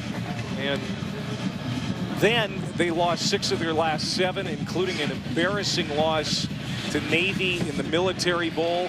And then again this year, get out to such a great start. I'm sure there's some fans in here that wanted confirmation that this team was going to really, you know, finish strong. They've gotten up to this point. I mean, they're in a game in November for 1st place. This is a really, really good football team. Perkins to find a block on that outside edge. And another 3rd down and long. So a win here tonight would be win number 7 for Virginia. It'd be their 5th in the ACC against 1 loss, but they're going to have to come from behind to do it. Now at 3rd down, what are they doing here? Well, you've got to anticipate that Randy Bates is going to come after you if you're Pittsburgh. And so spread them out. It's for sure coming. Here's the pressure. So Bryce Perkins, understand who's coming. And then if you get blitz, throw into it. That it can get you your 1st down. 3 receivers to the field. Perkins looking that way, but he's hit again. And Dwayne Hendricks has been in the backfield a ton tonight. What a year the senior is having, and what a night he is having here on the road. That's the 4th sack for the Panthers. You know, they motion Cowley in, a tight end. And because of Pitt getting so many people up in the line of scrimmage, Cowley's blocking Hendricks one-on-one. So you've got a tight end blocking a defensive end one-on-one, but it's really because Pitt put all those guys up in the line of scrimmage. They get a one-on-one for their defense. First 3 and out of the game for either team. This is a short punt for Lester Coleman. Checks up and bounces sideways to the 48-yard line of Pitt. That's the worst punt of the night for Coleman. A couple of 50-yarders plus. This one just 33, and Pitt has great field position here with 7.5 to go, leading by 7. Back in a moment. Now you can see the game's decided by 1 possession for Pitt and Virginia this year, both 500. Bronco Mendenhall's team ranked in the top 25. First time Virginia's been ranked in the top 25 in 7 years. We're in jeopardy of being upset here tonight. Pitt, they've had some top 25 upsets here in recent years.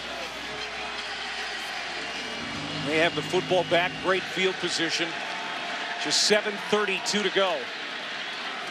Darrin Hall, the senior from Youngstown, Ohio. He has been dynamite tonight. Rams it to the 45-yard line of Virginia. 2nd and short. 15 carries now. Hall is over 200 yards, and he has 3 touchdowns. And that's against the top 20 rush defense for Virginia. And this Pitt offensive line has just been, I keep saying it, hitting their targets. And what I mean by that is they understand where the defense is flowing, how they're reacting, and they're getting to that spot. And it's really created holes for Hall all night. They'll feed him again. Look at this, hurdling or trying to hurdle a defender. And he's brought down at the 40-yard line. Athleticism for Darrin Hall. Brent Nelson, the backup strong safety with Juan Thornhill out of this game, makes the tackle. I mean, that's a 230-pound guy going up like that. I'll give Nelson credit. He doesn't fall for it, right? I mean, he gets him down, but, you know, it's an example of how athletic a guy like Hall is. And Quadri Olison hasn't been real effective tonight in the Pitt running game. Maybe that hamstring flaring up, so they've needed to rely on Darrin Hall more here tonight. And he has answered the bell. Here he is again. You know, the Malik Carter experiment was so effective last week, Dan. And we saw him early in this game. It was apparent that Virginia was ready for that, so they've had to do something else in the run game, and the answer has been Darrin Hall. No doubt. And, you know, like you said, they used Malik Carter early, trying to get on the perimeter. And Virginia plays a 3-4 defense. It's hard to run outside on 3-4 defenses. And so what they've done is really what you want to do against a 3-4 defense. Run inside, get inside, because of the way the gaps are on your guards. They're not covered. Hall's responded. Well, the Virginia rush defense has been a letdown tonight after 2 great weeks, holding opponents under 66 yards. And it's Olison. He'll get 3. So now 3rd down with 5 minutes to go, and this crowd is going to get behind this defense. The sideline is always behind who's ever on the field for Virginia. You know, I understand the field position right here, 35. I've got to be thinking, if I'm Pitt, here comes pressure. I would love to see them get a screen. It's a somewhat safe play. If you call it into the blitz, it could be a home run, and it protects the ball a little bit. Pickett wants to throw. Coming back for the ball, incomplete. Even if the catch had been made by Jacques Louis, he was going to be short of the sticks without turning around and charging upfield. And it's going to be 4th down for Pittsburgh. Well, it just seems like that ball gets on Jacques Louis and surprises him. You just go down and make that catch with your hands. And as Pitt attempts this field goal, you've talked about Kessman so much tonight. It's a long one at 53 now. Well, he's done it before. 3 for 3 last week, including a 54-yarder in the win against Duke. He's got 3 of the 4 longest field goals on the season in college football. This is well within his range. How about that? Alex Kessman does it again. And Pitt now leads by 10 with 4:25 to go. What a weapon. You know what has happened tonight for Pitt is their head coach, Pat Narduzzi, has consistently believed in his players. He went for it on 4th and 1 from his own 11-yard line, and then he kicks a 53-yarder with 4 minutes and 30 seconds left in a 1-possession game. Believing in his players, that's the difference for Pitt right now. 6th career field goal make of 50 yards or more for Alex Kessman, the sophomore out of Clarkston, Michigan. He kicked a 55-yarder against Syracuse in their win earlier this season, a Heinz Field record, regardless of whether it's a college game or pro game. He has never, no one's going to argue that he has got a strong leg, no doubt about it. Bangs this one into the end zone. Reed's going to take a chance on the return to the 22. Well, Pitt poised now if they can hold on to go to 4-1 in the ACC Coastal. Coming into the night tied for 2nd with Virginia Tech, a half game behind Virginia.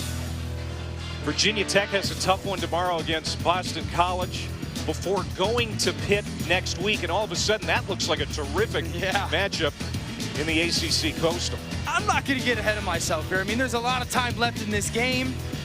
There's games left on Pitt's schedule, but I will say this. Clemson, who's in the Atlantic. Great defensive line. Pitt's offensive line tonight has been incredibly impressive. Maybe counter some of that stuff. Dubois on the catch on first down. He gets 5. So that clock is moving. Virginia only has 1 timeout remaining.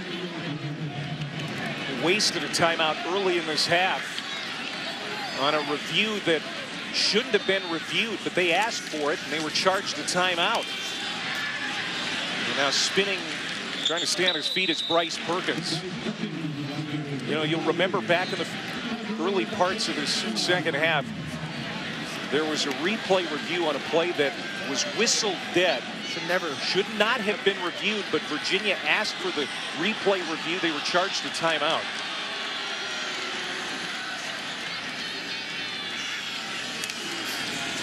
Perkins on the play fake. Now gets charged up from behind, and he is swung down inside the 15-yard line, and the crowd is understandably upset that he didn't get rid of the football. 5th sack tonight for the Pitt defense. It's Elijah Zeiss, the senior, making that sack. And we talked about Zeiss early in this game, and we said you have to be aggressive. He was not blitzing there, but just sensed instinctually Perkins is trying to get away. I'm going to go hunt, and that's exactly what Pitt has wanted to do all night against Bryce Perkins. 16-yard loss taken by Perkins. And Pitt calls a timeout.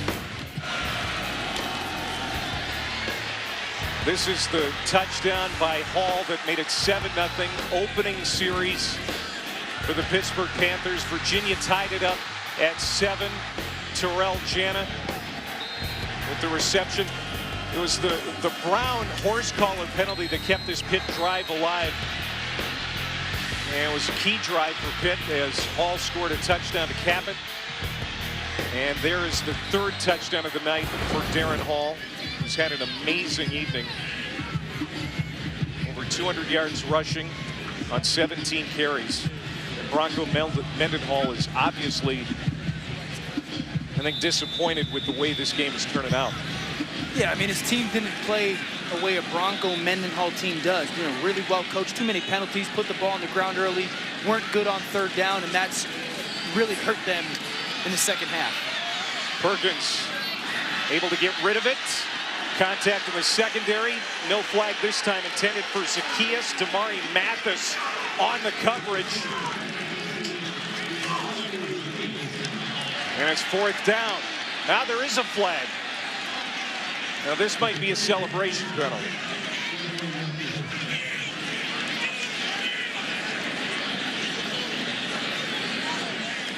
Pat Narduzzi asking for an explanation. Most likely going to be a celebration penalty here against Pitt. The ruling on the field is an incomplete pass. After the play, unsportsmanlike conduct. Number 16 on Pittsburgh. 15-yard penalty. It will be 1st and 10, Pittsburgh. Yeah, it's Damari Mathis with that unsportsmanlike penalty. But Pittsburgh's going to get it back. Ability to run out the clock here with 2:49. That is number 16's first does an awesome job of just staying on the back of Zacchaeus, and it's certainly some contact there, but I believe he plays the ball the right way. Times his jump perfectly, stayed on the back of Zacchaeus, and able to go make the play.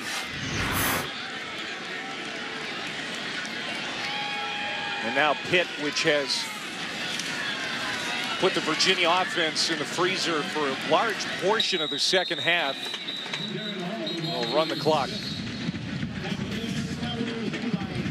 Timeout, Virginia. That's their final timeout. Virginia. Darrin Hall, that is their the senior 3rd from and final Youngstown, timeout. Ohio. Powerful running back. Has been very good throughout the night. It's in our player spotlight, brought to us by Floor and Decor.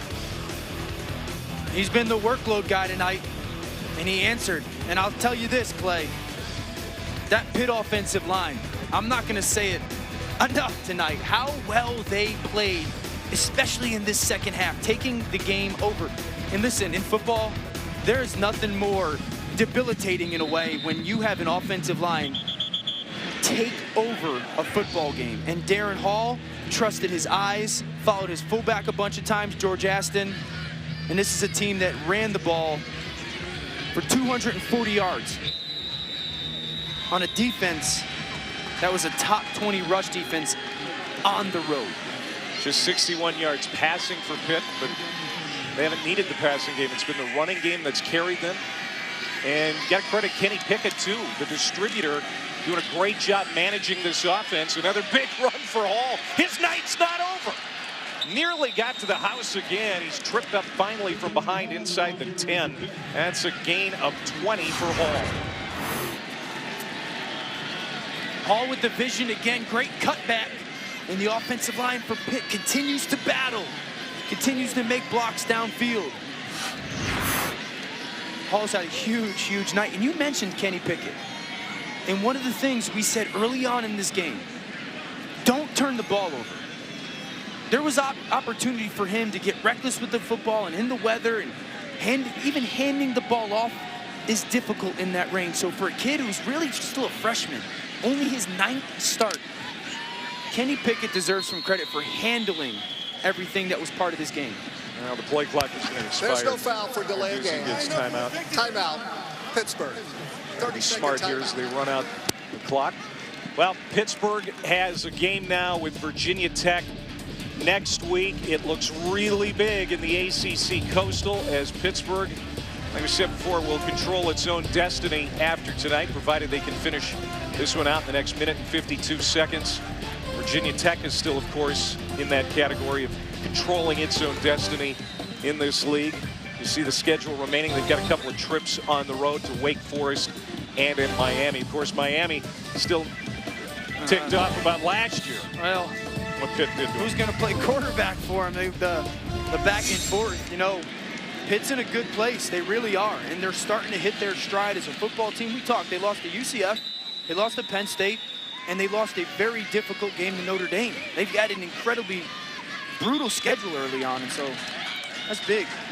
Big win on the road again for these Pitt Panthers under Pat Narduzzi. Meanwhile, Bronco Mendenhall and the Virginia Cavaliers had a big opportunity here tonight to expand their lead in the ACC Coastal and unable to get it done. Well, like I said, uncharacteristic of this football team, but I'll tell you this, Clay, and I said this to you yesterday. I walked out of our meeting yesterday with Bronco Mendenhall, and I said, if I'm an ACC coach, certainly in the Coastal, I'm going, man, because that guy is detailed, he's deliberate, he's got a vision and execution, and Virginia is going to continue to build a very, very impactful program. But give credit to Pitt. One penalty in the second half for Pitt. One. Yep. That proves to be huge in this ballgame. Gave them a little bit of life on that drive. They were able to finish the drive. 15 plays, 84 yards in 8 minutes and 40 seconds. And that was the one that, when they look back at the tape, will have decided this win for Pittsburgh on the road. This game tonight was Pitt. Smash mouth run game, in-your-face defense, and that's exactly who Pat Narduzzi is, and that's exactly what he wants to get Pitt back to being. Pitt's 5-4, 4-1 in the ACC. Virginia falls to 4-2 in the league, 6-3 overall. Pat Narduzzi and Bronco Mendenhall have great respect for one another and embrace at midfield. It is the Panthers coming away victorious, 23-13. And Darrin Hall with a monster game out of that Pitt backfield, 229 yards rushing and 3 touchdowns. Coming up next up.